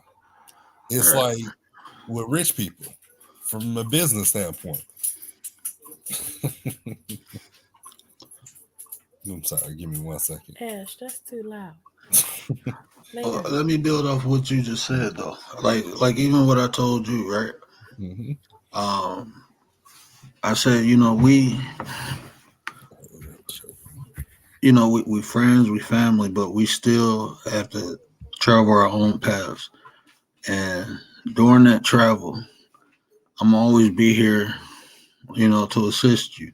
But I can't walk that road with you. That's your path, your road. And I got my own. I can't travel your path. But I can assist you just like you can assist me on as long as our path, because sometimes our paths might go away from each other and then come back. And that's how you know a true friend too, because I'm cool with some people that I consider my friends, and I ain't talked to them in a couple of years. But when I call them and talk to them, it's like, nothing changed. Like you know what I'm saying? Most definitely, because I'm a horrible phone person.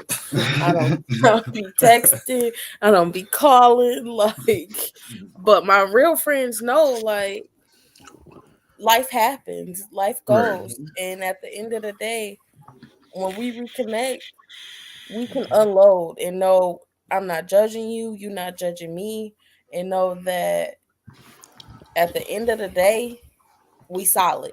Mm-hmm. Regardless of if we talk every day, if we talk every month, if we talk, some people, not even gonna lie, I talk to maybe 4 or 5 times a year, but when I had those conversations, it's meaningful conversations. Some of those best conversations that I needed throughout this whole year, because of the fact of it's real. Mm-hmm. You are able to tell me, the situations I've been through, some of them weren't right, but some of them was also caused by me. And I be needing that. It's almost like a rejuvenation to myself, because I'm able to put the mirror in front of you, you able to put the mirror in front of me, and we able to fix this thing. Like, I'm able to keep going and know, hey, I think you a friend, but if I come to find out that you're not, I know I got some real friends. So I ain't gonna be hurt if I gotta let this one go. And see what Rachel said too. That's why I felt is that, like, in my relationship with my marriage, like when COVID hit and we had to sit in the house with one another, we had a ball, because we was already friends. We spent so much time together before we were romantically together. Traveling, we went out of town a couple times. Well, the way I found out that we was together was we had went to Chicago and we was at a club and I was dancing and this girl wanted to dance with me and my wife came in between us, was like, "No, this is my man. This is my boyfriend. We together." I'm like, "Oh, we together now?" She like, "Yeah, we together today, right now." That's how she did it, man. That's how she did it. I'm like, okay. Like, hold on, let me claim my territory real quick. Wait a minute, I never heard this story. Yeah, that she deboed me, man. Hey, that's what it was. It was like, but we was friends for like about probably about 3 or 4 months before that happened. We had we was kicking it. We was going out, going places. I was hanging with her family, her people. She was hanging with my people, my family. We was just friends. We was cool, and we talked about it. But yeah, that's how she said we was together. Yeah, so ask her tomorrow when y'all come through. It'll be fun. So you can imagine. I got pictures from that. I'll show y'all the picture. But yeah, but I think the reason like our relationship worked the way it do is because, like I said, when COVID hit, we was cool in the house together, playing games and cracking jokes. You know how we do. But a lot of times, like I said, when people get into romantic relationships, a lot of times it's more like a business transaction versus a friendship. Right. if my opinion personally, this is just my own personal opinion. I'm not saying this is law or solid, but if you're going to say I'm gonna spend the rest of my life with somebody, I think y'all should be friends. Most definitely. I mean that because even though y'all romantic and y'all doing y'all thing, when that romance ends, if y'all ain't got nothing there, then y'all ain't got nothing there. Right. And sometimes I need to talk to my friend, not my significant other. Right. And if you're just my significant other, you're not going to understand that emotionally. Right now, I don't just need a quick answer. I need you to analyze and really be real with me. Or I need you just to come through and just help support me for right now because I'm too weak to support myself. And see, and like I said, having that foundation for me and my wife, I think that's it made our romantic relationship better because, like I said, I always, even if it's outside the romance, I always got her best interest at heart. You know, it's just not the romance because, I'm a man, you know, and I ain't always been married, so I'm gonna keep it funky with you. If it was just romance and sex with women, that's all it really was to me. I mean, all the mushy stuff, I wasn't into it. It was like, okay, look, we just, you know what I'm saying? That's how if that's how the relationship started, it was hard for me to look at it any other type of way. And I don't know if every man look at it like that, but that's just how, like, I used to tell women, like, we go on a date and I'm trying to get to know you and we do something on the first date, I'm not going to take you serious. And women still did whatever and then got mad. And I'm like, I told you up front, like, that was too easy. So I thought it was just this. I got this. I'm not really interested in nothing else. But I was always blunt and told the truth about it. And, you know, people went in thinking like, okay, I can, exactly.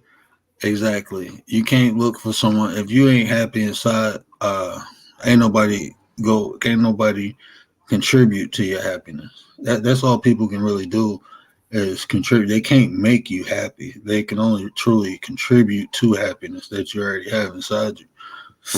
But yeah, I always told women that, like, if we did something quick, if that's what this is, then it's hard for me to really look past just that to see anything else. That was just me personally, though. I don't know how women look at it, but I don't know how Sean look at it, but that's how I looked at it. Like, if we were talking and, you know, we did something before I got to know you, it was like, this is how I know you now. You know what I'm saying? Mm-hmm. If that makes sense. This is how I know you. I know you from doing this. I mean, it's hard for me to look past what we just did to look at the other thing. But that's how I was. And I was always up front with that. And people thought, well, he just saying that. Like, no, this is how I truly feel. Like, I can't take you no serious than what we doing now. This is how the relationship started. And but that's, like I said, that's just me. I'm not saying every dude like that, but that's how I am. That's how I was. You know, I'm married now, so I ain't got those problems no more. Thank you. Whew. Like, you have to. Well, I can't even use age. Let me say this too. I just want to say this. I don't know. This might be a comical soundbite, but yeah, I feel bad for y'all people who like the younger people. I don't really think too many older people doing it. I feel bad for y'all younger people now, man, because like y'all don't know what y'all getting. I was just about to say that. Bro. You know, have you ever been to Hawaii? Don't ever, if you single, don't go to Hawaii. Don't be no man going to Hawaii because you don't know who the women are. You don't know if they was born women before. That's one of the Man, it's so much, and no shots against nobody. I'm just saying, like, if I was a young man hoping to marry a woman and have kids by the woman, you got to go through a lot to make sure. You got to. Oh no. Let me stop before I get in trouble. But go ahead. I'm just saying, bro. It's not funny, but it's reality. This is just reality. Things have changed since I was young. That wasn't common, and it wasn't. It just wasn't common, but now it is, and it's a lot of pressure behind it too. Because I mean, if people feel that you don't accept them, all of a sudden you're against them, and that's not true. It's just I don't do that.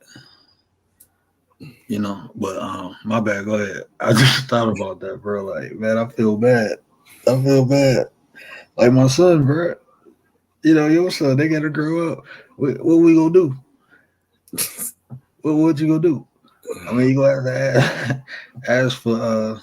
But then, I mean, look at Zaire, Dwayne Wade. That they had that done young.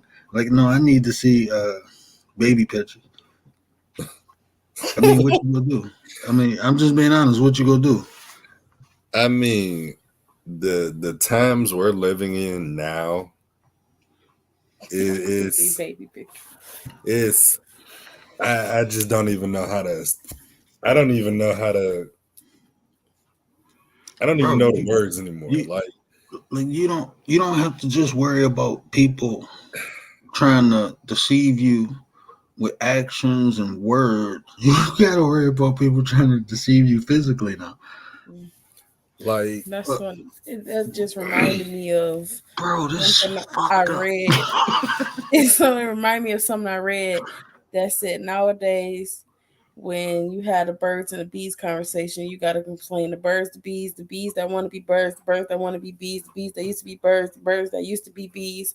Like, and you know what? That's no knock against nobody, because everybody got the right to pursue happiness or do whatever they choose to do in life. right.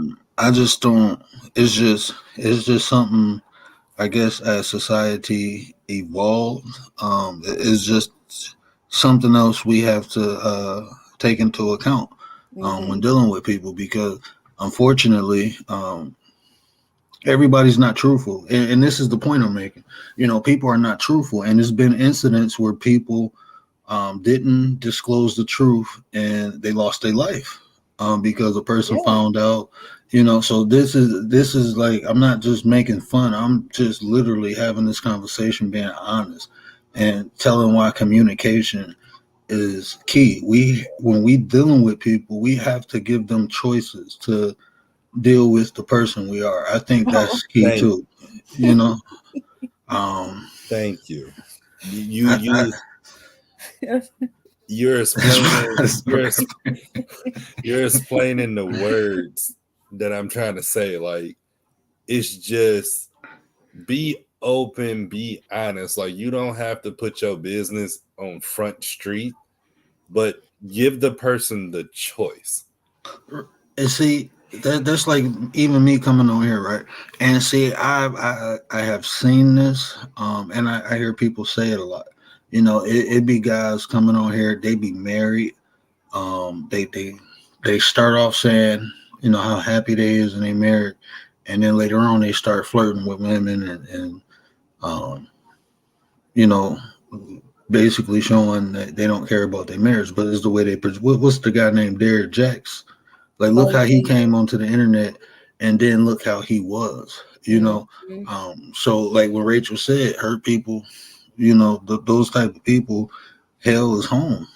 So even me coming talking, trying to show how genuine I am, this is what I understand.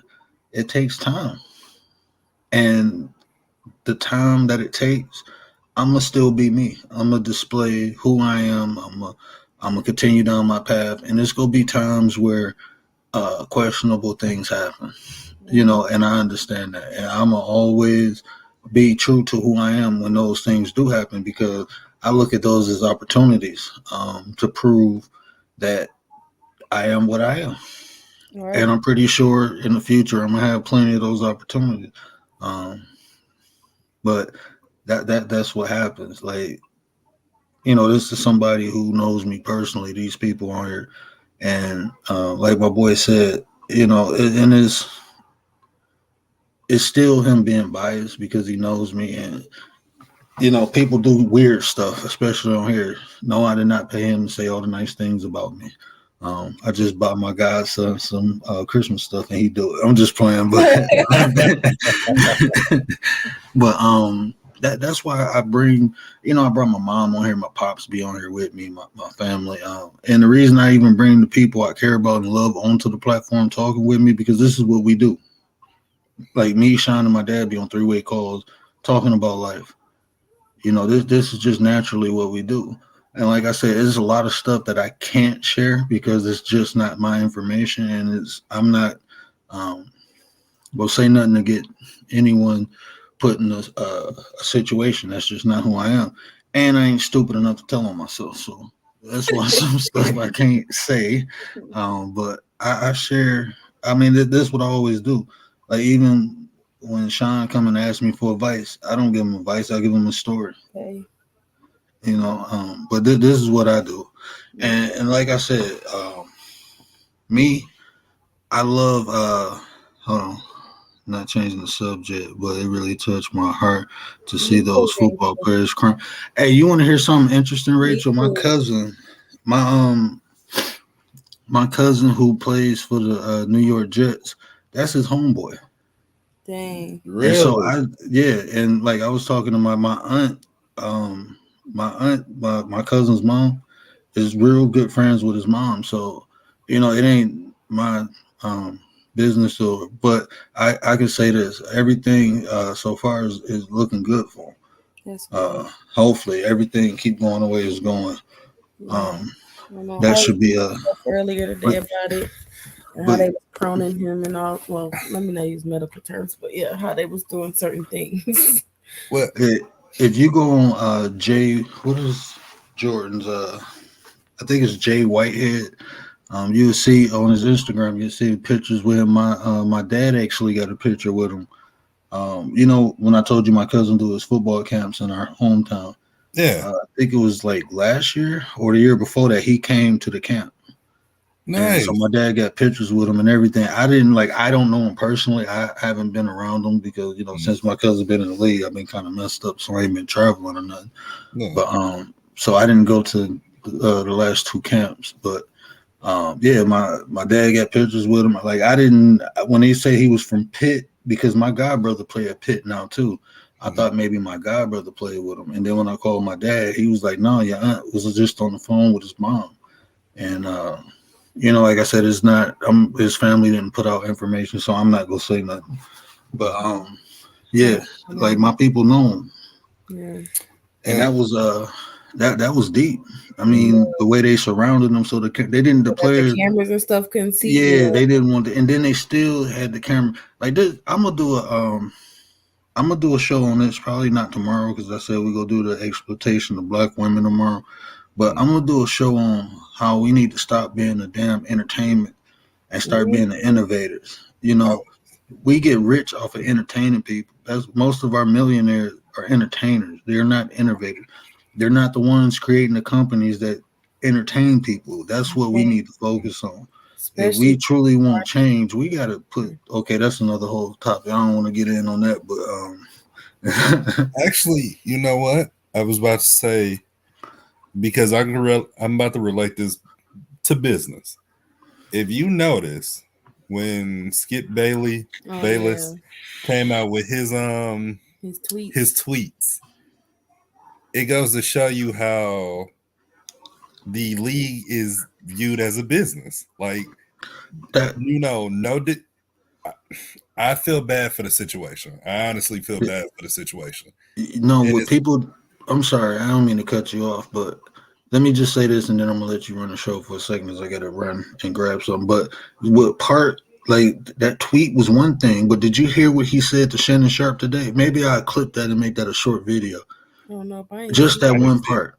Shannon Sharp said he didn't want to talk about it because he didn't want it to be a problem. And Skip Bayless literally said, "No one here seen a problem with what I tweeted." That's what Skip said when Shannon said that. And Shannon said, "Well, evidently, what did he say? Evidently they did because everybody talking about it."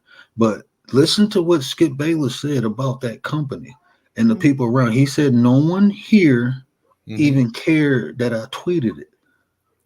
That's why I said these people look at you like entertainment. That's it. You're here to entertain them. And when you're not doing, that's why they tell LeBron to shut up and dribble a ball when he talk about anything else. That's why they call Kanye a rapper instead of a businessman. He got multiple businesses, but they call him a rapper. That's how they look at you. It's entertainment. If you not, matter of fact, and that goes to show, you could be. You know what? I'm gonna go there.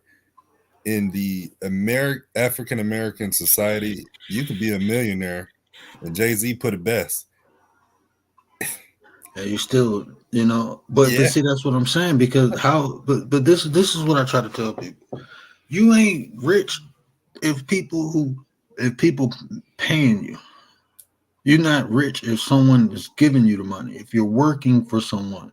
Because at some point they can do whatever, and look what they did to Kanye. He was a billionaire, and they took his contract, and now he only worth $400 million or whatever he's worth. I'm saying, so like, if it's given to you, now if you create it, it's some rich black people in Africa. They didn't create stuff, and that's what I'm saying. Like, think about it. Even the highest paid football player, the team paid him, so that means somebody got more money than him. So, I mean, that's how much you're worth. But if they decide to cancel your contract, you ain't worth that no more. Yeah. You're entertainment. They don't take you serious. They're paying you to entertain. And a lot of times that entertainment is a form of distractions. I mean, let's be honest. You're just a product at this point. Look, this is what I try to tell people, especially when you talk about movies and music. It's a distraction, or it's a way to condition or desensitize. You know how don't make me get in on that. But check this out. Now you really want to change the business. And Rachel, this is your fault. I was talking about one thing, but this is why you need to come up or you need to get a platform. Okay. Because you dropped too many gems. She go all around YouTube and other people chats, dropping jewels and diamonds everywhere. That's why I rocks with Rachel, though. I was gonna say, now check this out. You really want to change the culture of football? You really want to change the mindsets of the Skip Bayless out here, Bayless out here? Bailey. It don't matter. Say those players say, you know what, we didn't had enough. Now they not coming in. There's no more football. Oh, they'd be respected then. Instead of being seen as a tool, they'd be respected. It's what you call it? Jeezy said it best. He said the almighty black dollar. Without us, this world stopped moving. That's why they continue to force us to basically pay. If you notice, we spend the most money. We buy the most things. But without our money, the world stops moving. But people don't understand that. And it's like, in this situation, if them players say, you know what, I don't have to come in. Y'all need me more than I need y'all. Hey, keep talking 1 second. I just got to grab something. Then I'm going to tell you my perspective on how to fix football. But go ahead and keep talking. Yeah. If you do that and change their mindset and say, okay, you're going to respect us. It started a while back. I forgot the first football player who just said, you know what, I'm not doing this anymore. Look how they blackballed him. And then that kind of like, it started a trickle effect. Then something else happened, and then it died down. But it takes a team to actually stand up for what is right. If this team stand up for what is right, it'll change the whole perspective. Notice how when the team starts standing up and saying, okay, we're not going to go play. Basketball team, when one of the coaches called his team a bunch of monkeys, basketball team said, we're not going to stand for this. Oh, they end up firing him and getting a new head coach. You have to, what I've noticed from numbers, if it takes people, if it takes a team, it takes unity. Thank you, Rachel. It's power in numbers. If you have a group of people that come in and say, I'm not going to stand for this, what do the company have? But watch this. Oh no, I'm gonna tell you this too. Just like when we was in the OR threatening to strike, what was they gonna do? They was gonna pull people off the street and teach them to just. But look, let me tell you something. This is what I learned from studying, especially conquerors, right? So this day shit, right? Me and my dad had this conversation, and I'm gonna keep it funky, but this day shit. So they go do whatever they want to do. You can do whatever you want to do, but ultimately they go do whatever they want to do. That's what we got to understand. They might give you some, they might give you a lot, but at the end of the day, they go do what they want to do. So this is what you do to fix it. Y'all getting paid millions of dollars. I don't know. It's what 52 to 56 players on each team. If they all take 10% of their check and funnel that into creating a league created by the player, fulfill their contracts, build that league up, have some college players going there, build that league up, get that league going. And when your contract ends, go to the league. Now you funnel in stars to that league. Right. If you really want to fix it, that's all they got to do. Ice Cube. You have to create your own. But see, Ice Cube's still asking for stuff. He still wants sponsors and stuff. You know why? Because we're not backing them. Good point. If black people take their money that they spend out of the NBA and put it into the big three, start spending that same amount of money into the big three, that same watch time that they watch the NBA into the big three, he won't need to ask nobody for nothing. We don't support each other. We don't support black businesses. We don't do it enough. Not enough of it. I'm not gonna say we don't, because that's not fair. Because it's people who do. I pander black business. I patronize black businesses, but not enough of us do. Not at a level where we can grow from it. Like they can actually grow. Like even when I was doing real estate and life insurance, most of my clients was white. It was black people, bypassing me to go to somebody white. Right. So even in that sense, we need to stop cheating our community. It's always like you said, even when it comes to black businesses, people supporting sometimes they feel like, well, I should be able to get a discount because I'm here to support this. You ain't really nowhere yet. But it's like, that ain't the point. The point is I'm trying to get somewhere. So if I'm out here giving every black person a discount, where does that leave me? If you're really here to support, not only are you going to come in, pay for whatever full price, get what you can, truly support, but then you're going to go and tell word of mouth. Word of mouth is something serious. So it's like, hey, I was just at this black boutique or this black real estate or this black whatever, and it was A1. Support A1.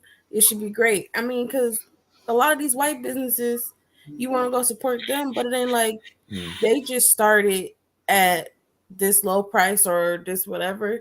It took them that same time to build their business and to get the word of mouth, to get the report in order to become this great business that it is. But us as a black community, instead of giving that same energy and helping another person come up, we either want a cheat code or want to compete. I could tell you from study. Now check this out. I want to. Rachel say black folks are scared. Look at Black Lives Matter. This is just my opinion, right? This is gonna sound crazy. I just think us calling ourselves black, I think that's burnt out. Is is damaged. You know, that whole image of black, we need to reestablish ourselves. I mean, who gave us this term black anyway? I think if we identify ourselves, we get the right group of people in to accept that identity, and we can move forward with something new, something fresh. Because this whole, I mean, when we say black, we do the same thing white people do. We group all of it. Like, this is just my opinion. This is how I look at it. If I'm gonna use this term black, right? We have black people, And niggas. and then we have niggas. That's how I look at it. We have black people, then we have niggas. And look, I used to be a nigga, so I'm gonna tell you this about a nigga. A nigga has the potential to become black. You know, not all niggas go become black, but a nigga. So you can't throw all the niggas out. You know, because potentially they can become black, but we can't continue to group niggas with black people. We can't do that. If we do that, then we ain't going nowhere. But honestly, I think we just need to throw the whole term black out and create something new. Melanated people, or a new word for us, and then people might be prideful enough to have enough pride in themselves to adhere to a code of how we conduct and carry ourselves, adhere to a culture. And we can rebuild culture. I mean, cultures are built in the first place, so we can rebuild our own culture. Come on, Bubba, lay down. Go ahead and build off of that for me. Let me put the baby back down.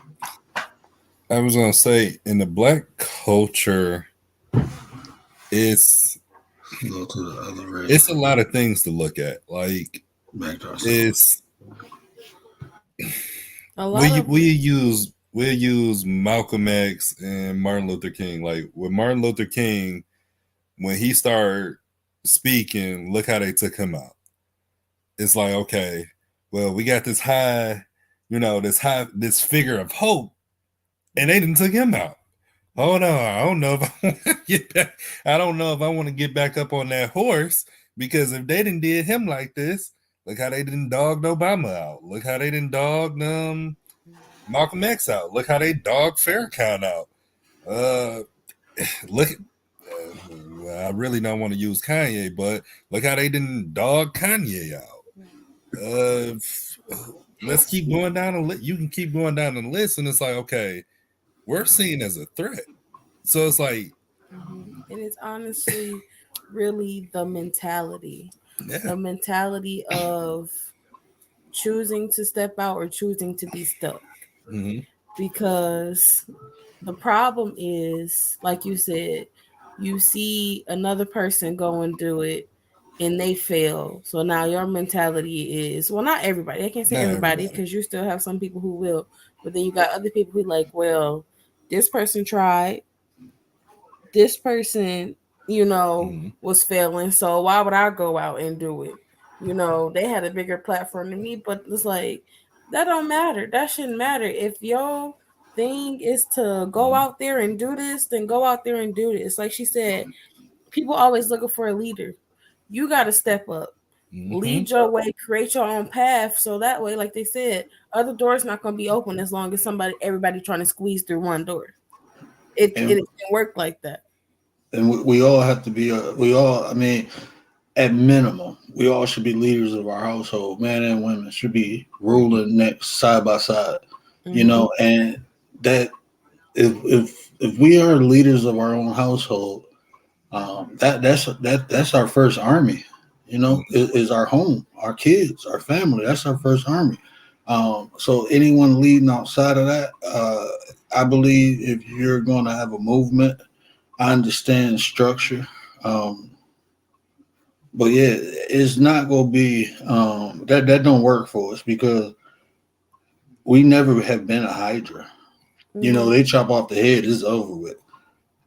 It's always been like that. So, I mean, even looking at history, you got to understand, it can't be one person, the face of no movement. You need multiple faces. And like I said, if everyone is a leader or has the potential to lead, it becomes more like a hive mind. Now you become a Hydra. You cut off one head. Now you're going to have three. That's what they don't want. And to piggyback off of what both of y'all, what you said, and to piggyback off of all the, is a conditioning. Just the way you explained that, it's conditioning.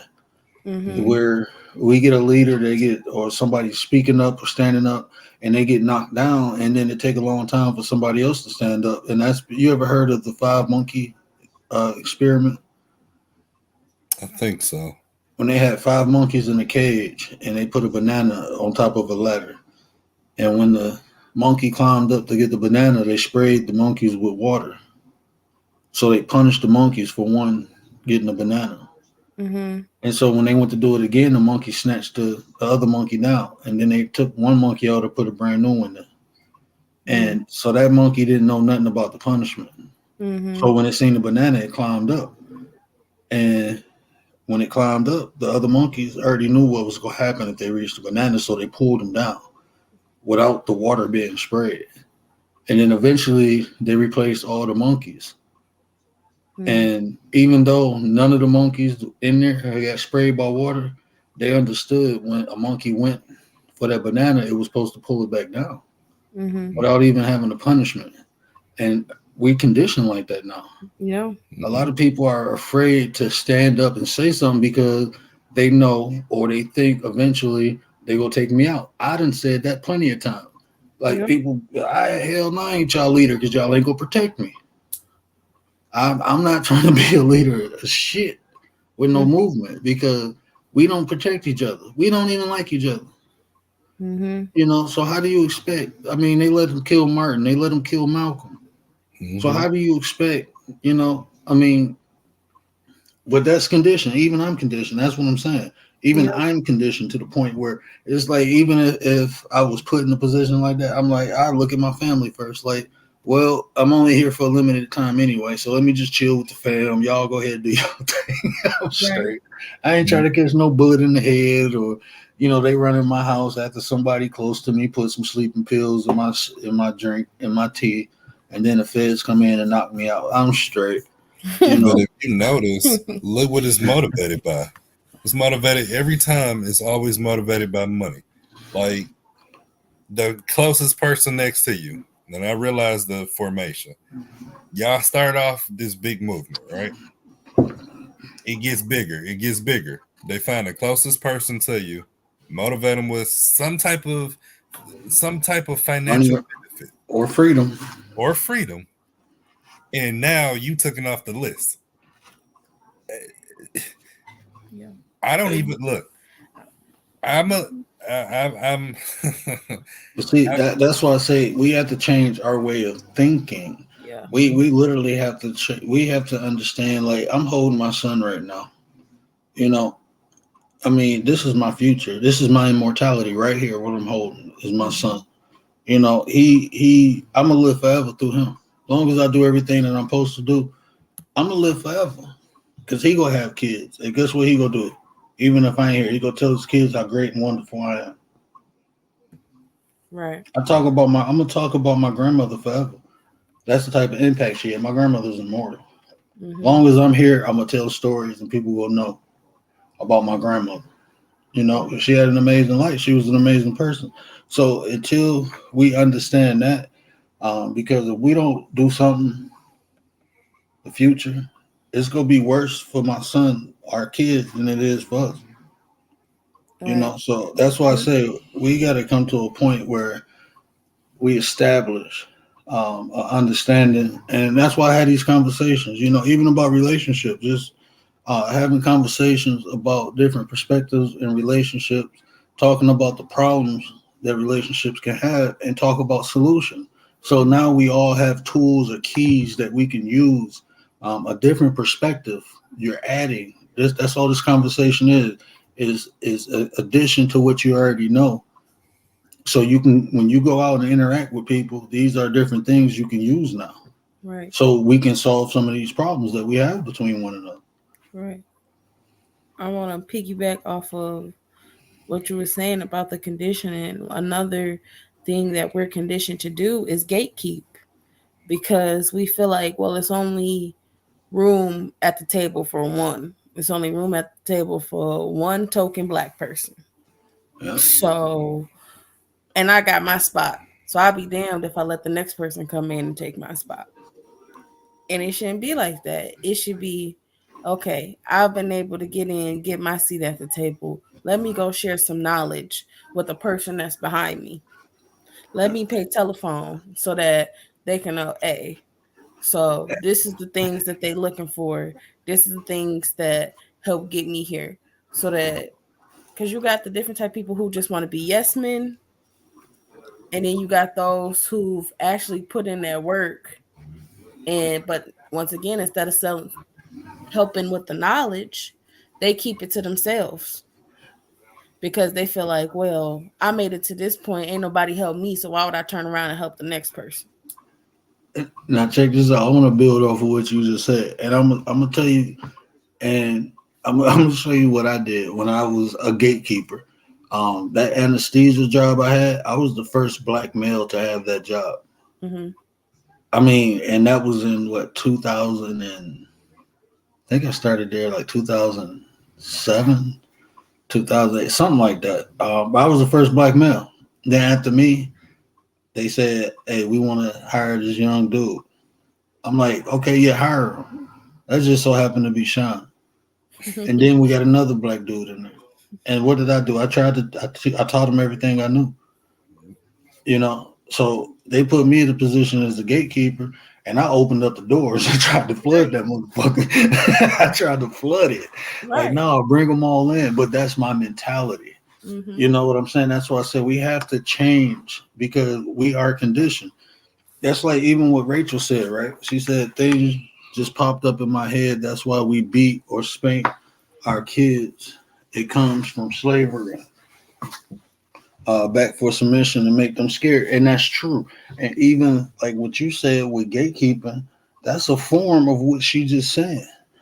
You know, that's like, okay, look, I gave you this position and you got to keep, this is basically what okay, look, this is how people think.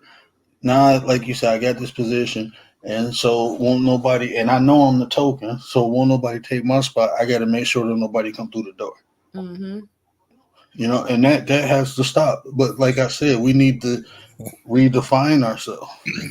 You know, You know, I'm gonna make this is what's funny to me. People that hold these spots, what you don't realize. Oh, go ahead. I'm gonna put the baby down, but go ahead and build. I just want to let you know I'm gonna put the baby down. Go ahead. Okay.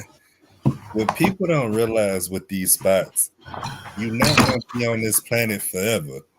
So somebody else gonna have to take your spot.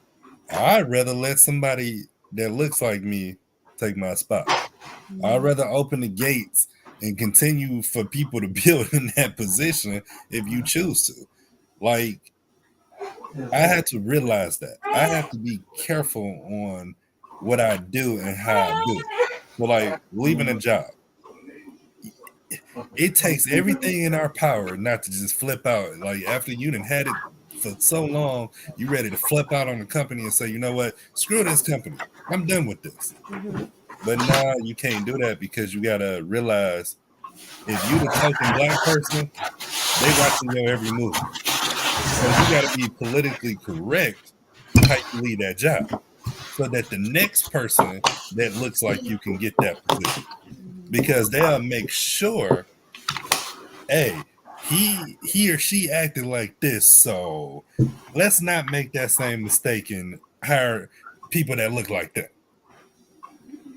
Right. I think another big issue that some people have is the humility, especially in our community. It's like they feel like, you know, I came before you, I made it here, so, and you want to get where I'm at, so you need to be acknowledging me, giving me this or saying this or doing that or whatever, instead of, okay, I made it here without the help. Mm-hmm. I made it here and it was a struggle for me. So regardless of if you acknowledge the fact that I help you, or regardless of if you acknowledge the fact that somebody came before you for you to make it to this spot, it don't matter. I want like you said, somebody else that looks like me when I'm gone to be in the same spot. And on top of that, not only do I want you to be in my spot, I want you to be better than I was. I want you to be able to develop. I want to give you those skills, those the layer of skills and knowledge that I have, so you can continue to build on that. So they see how bright we as a people really are, instead of only one person can do it.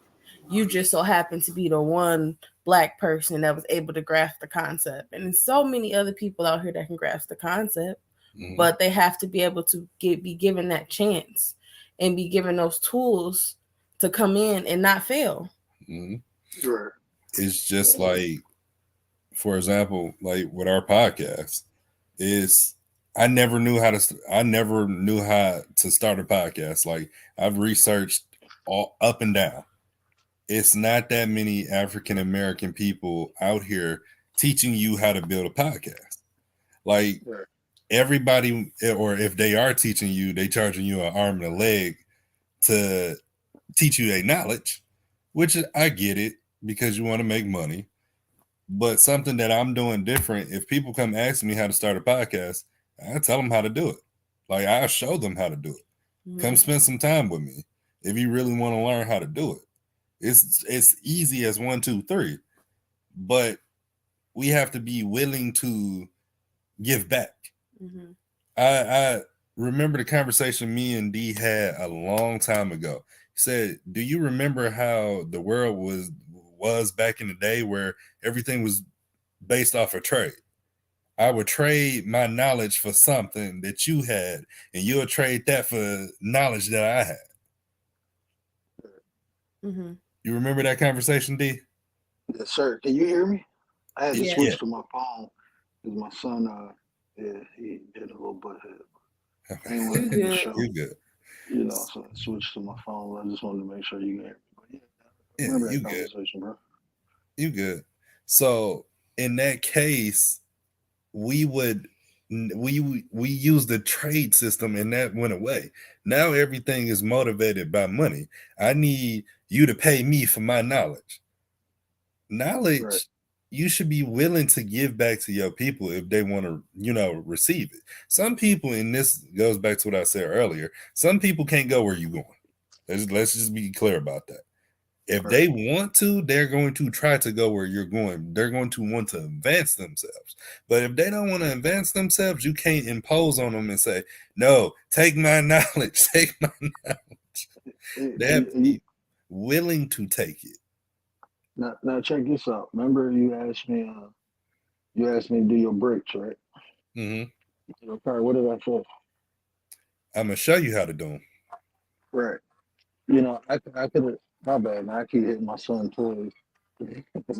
But I said, okay, just come through, bring me something to drink, bring me a brew, and we go do your breaks. And when you got here, I taught you how to do your breaks. And that way, going forward, you won't have to pay these shops to do something that only took you what? I mean, all 4 breaks might take you an hour. But instead of me withholding that information and doing it myself and taking your money or having you depend, I showed it to you. It's not hard. Just take the time out. I teach you how to do it. But that's what we're supposed to do. Right. We're supposed to do it. The person who taught me, I mean, it was my stepfather, but he was taught by somebody. Right. And that person was taught by somebody.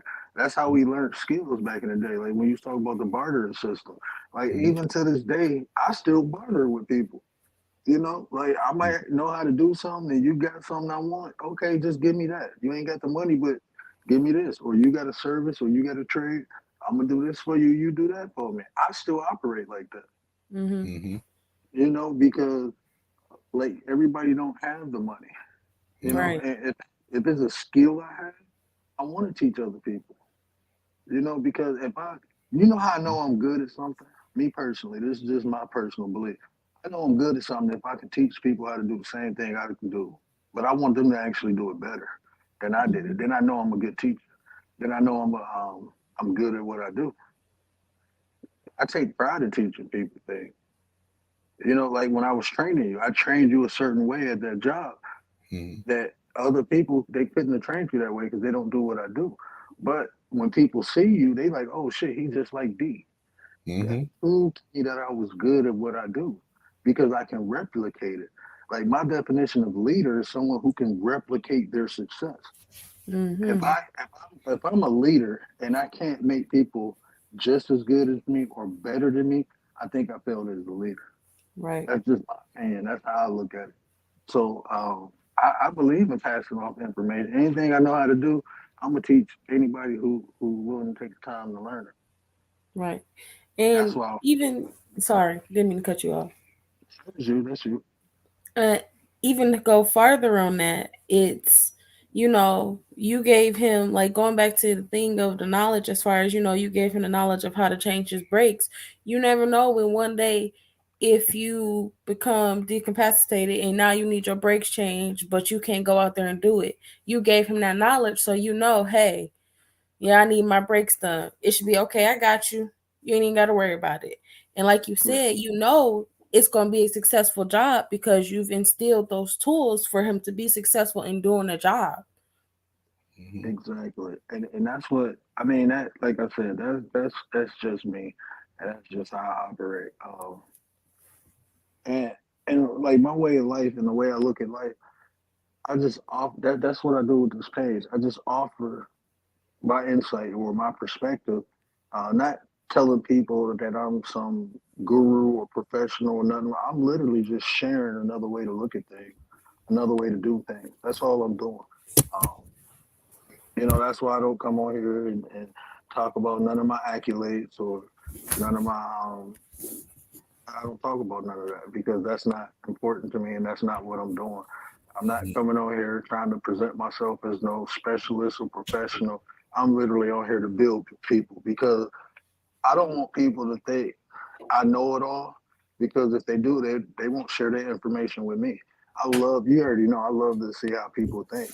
You know, I love to see the variety of perspectives on one subject. To me, that's just amazing. Like how different and unique people think when looking at the same thing. Mm-hmm. That's fascinating to me. Yeah, that's true. Oh, you hear echo? I think I thought I dropped myself. Hold on, let me try this again. I thought I dropped myself down from the other one, but that mic might still be on. Trying to get my son to go back to sleep. I had to come in the family room. Yeah, go to sleep. Because the wife in the living room with the TV on. But but yeah. So what do you So I just think, like you said, for us to come together, we got to be willing to share. We got to be willing to build each other up. Because it's enough tearing. We had enough of that. We had enough of tearing each other down, and it's hard, especially on here, to avoid situations like that where you know us people who look like us ain't in conflict, but we got areas and we got groups of people who willing to build with one another. Like just having 6 people in here with me tonight, I appreciate that so much because, and like I always drop the link. I mean, if anybody in the bushes that want to come up and share perspective, like I said, you safe here. Uh, this is my sanctuary. I run my house like a church. This is sacred ground. So, Mm-hmm. like I said, we come in here to build. Um, and like I said, everybody's opinion and perspective is unique. And so it's important because the more angles we have to look at something, um, the better the solution we can create from that, from different perspectives. That's just my opinion, and that's just the way I look at stuff. The more ways I can look at it, and even if it's something like, even if people think that uh, their way is not as good as another way, we can still use that to add on. So that's why I say everybody' opinion or perspective is important. Mm-hmm. Like you can always learn from somebody. You can always, even if you don't agree or like what they're saying, you can always take that and build off of it. Like if there's no one way to get to the answer, there's multiple ways you can get to that one answer.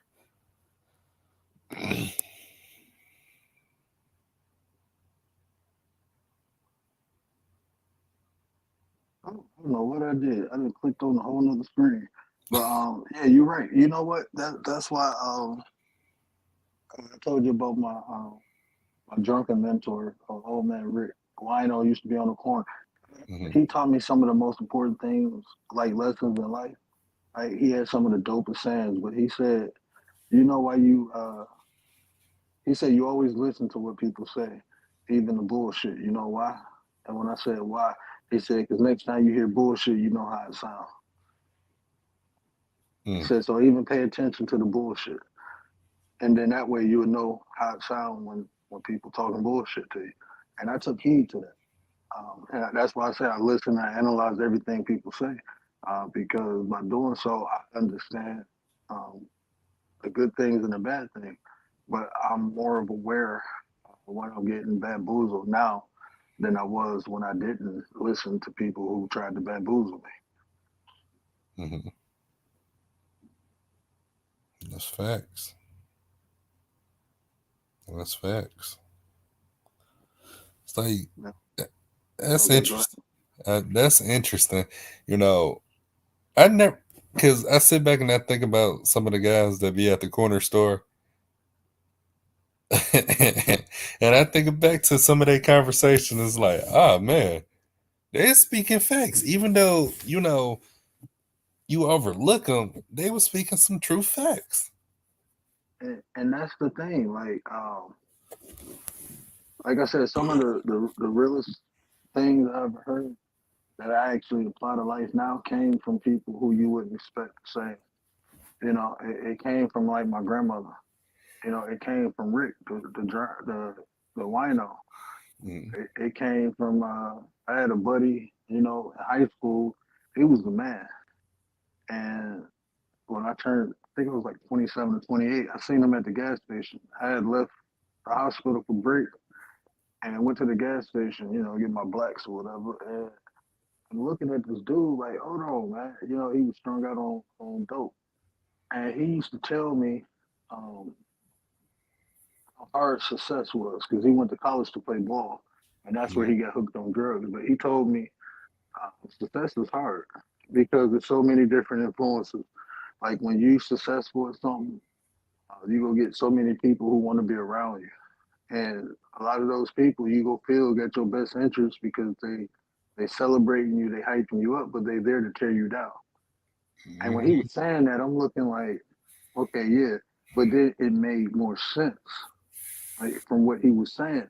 So a lot of times, that's why I say like just listening to people, not judging people. That's why I don't judge people, bro. I don't judge people. I just understand if I can deal with a person or if I can't, and I move on. I don't judge people. There's no point because I can't learn from them. Once I say give a person a judgment, that's like this. I'm gonna give a good scenario, right? Say you think highly of someone, right? Say you think really highly of someone, but they doing some fuck shit. You ain't gonna really see the fuck shit that they doing because you thinking highly of them. You will make excuses for that. You will make excuses for the things they do instead of saying it for what it is. That's true. That's true. And that's why I tell like even celebrities, right? Or I'm not even gonna say celebrities. I said from an aspect that me and you understand. Look at the doctors, right? These are doctors, right? Mm. Those some of the most fucked up people I ever met. I told you the story about the one brain surgeon. When I went to his party, they was doing coke. Oh yeah, yeah. Like, bro, I gotta go. Like, nah, I'm from the hood. We don't do that, bro. So like, I had to sneak out, man. It was weird. They was I'm not even go. They was doing weird stuff there. You know what I'm saying? People Yeah. doing coke and running around naked. I'm like, hold on, this is a brain surgeon, bro. No, people are normal. I don't care what their status are. All people are normal. They're people. I don't Mm-hmm. care what they accomplished in life. That does not make them good or bad. An Mm-hmm. accomplishment, just because somebody has a title, just because somebody got a lot of money, just because that does not make them a good person, and it doesn't make them a bad person if they have nothing. People are people. They're either good or bad, no matter what they accomplish. And you know, if we're talking about astrology, and I know y'all probably not into this, but we are now in the age of Aquarius. That's information. We're out of the material age.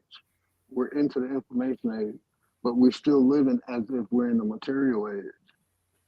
And that's messed up. We living backwards. That's evil. Live backwards is evil, bro. We're still living in our past. You know, we gotta utilize the energy and utilize the information that's available now. Think about it. I mean, just say 20 years from now, you had to go searching for books on Pacific titles. Now you can just pull a PDF up on the internet and download it, and now you got the book. You know, we wouldn't. Our ancestors, our parents, our grandparents, they didn't have access to information like we do, but it's how we utilize it. You know, a lot of people. I ain't trying to. Most people don't. You can only find knowledge if you seek it. If you're not looking for something, you'll never find it. It'll be right in front of you, and you won't even pick it up or read it. You know, we have to want to know. We have to be able to look at things and say, okay, that don't look right. What is the right way or the right thing? Instead of saying, okay, yeah, it is what it is. Because reality, like when we was talking about truth, the truth is something people agree to. Facts are something that can be proven. And reality is just what it is. Reality is what is currently in existence. That's what reality is. And just because this is the reality doesn't make it right. Because it's a lot of injustices going on. That's true. We can accept it. We can start making the proper moves to change it. And that's why we're having this conversation. Man. But I don't want to keep y'all on too late because I know, Sean, you got to get up in the morning. But I appreciate y'all coming through it. And Imani, I hope you bless me tomorrow. I want to have a conversation about the exploitation of Black women and women in general, you know, because it's just not, it's real prevalent in the Black culture. Right. But women, I think, get exploited. So I just don't want to, you know, I do want to touch on the importance because even though all women are exploited, I think is, in my opinion, I think Black women are demonized and over sexualized. Starting at a young age too. Yeah, I truly believe that. So yeah, that's a conversation we're gonna have tomorrow. But you know, it's always a pleasure. I appreciate y'all coming through, blessing me with y'all time and information. I appreciate everybody who stuck in. We had 4 people here for 2 hours and 43 minutes. And I'm humbled because that's a success for me. I usually don't have people in here this long. They usually get tired of me, but I appreciate you. Okay. No problem. Thank you for having us. Oh, for sure. Coming on here talking. Yeah, and you know, Sean, I love you, but I'm taking your co-host. Eventually, I'm gonna take money from you. Well, real quick, that's what I was about to say. Is it cool if I could promote the show just a little bit? Oh yeah, most definitely. I forgot. I apologize. You're supposed to do that at the beginning. And the link is in my description. If anybody in here, if y'all can check, he go promote the show, but his link to the show is in my description if you're listening to this live or in a playback. So please check that out. But go ahead. Perfect. Thanks, D. So, as I said in the beginning, I am the founder of Drunk Business with my co-host. She's also the founder of Drunk Business. And, you know, my podcast, we talk about business and mixing liquor and business together. So if you guys want to come through and check it out, you guys can follow our social media our Twitter at _drunk business, our Instagram at drunk.business, and then our YouTube channel where we'll post, like bonus contents and also contents of us like making different liquors and whatnot at Nervous Knowledge Media. And that's pretty much about it. If you guys got any questions, please feel free to reach out on our social media, and we'll cover different topics in business as well. All forms of business. Like the good, the bad, the ugly, and the secrets. And I'll be a guest on the show one day. You will. Honestly, you will. On our, sure, you can be on a couple episodes, honestly. So yeah, that's. And honestly, if there's any entrepreneurs out there, please, feel free to reach out to our email, because every third or fourth Wednesday of the month, we want to try and have an entrepreneur come on, promote themselves, as well as, talk about their journey of getting to where they are, how they started, just really helping to build, like you said, this community.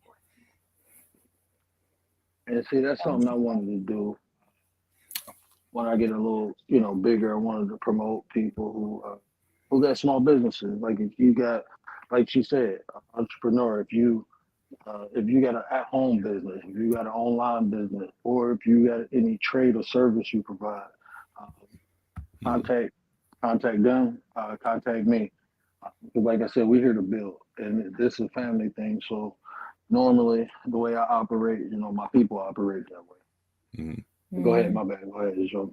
No, you're straight. I was gonna say also, you can reach us at our email at drunk.business@outlook.com.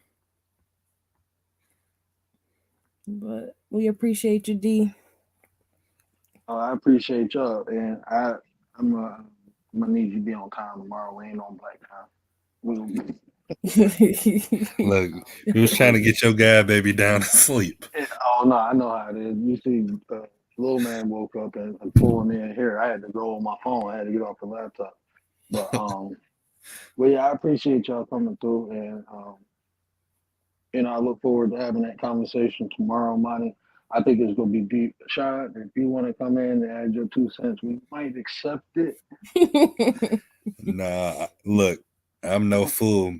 When the kitchen is hot, I stay out. Oh, gee. But yeah, so yeah, I'm gonna promote it earlier and put it up so you can get a crowd in here. But definitely, it's gonna be a good conversation tomorrow.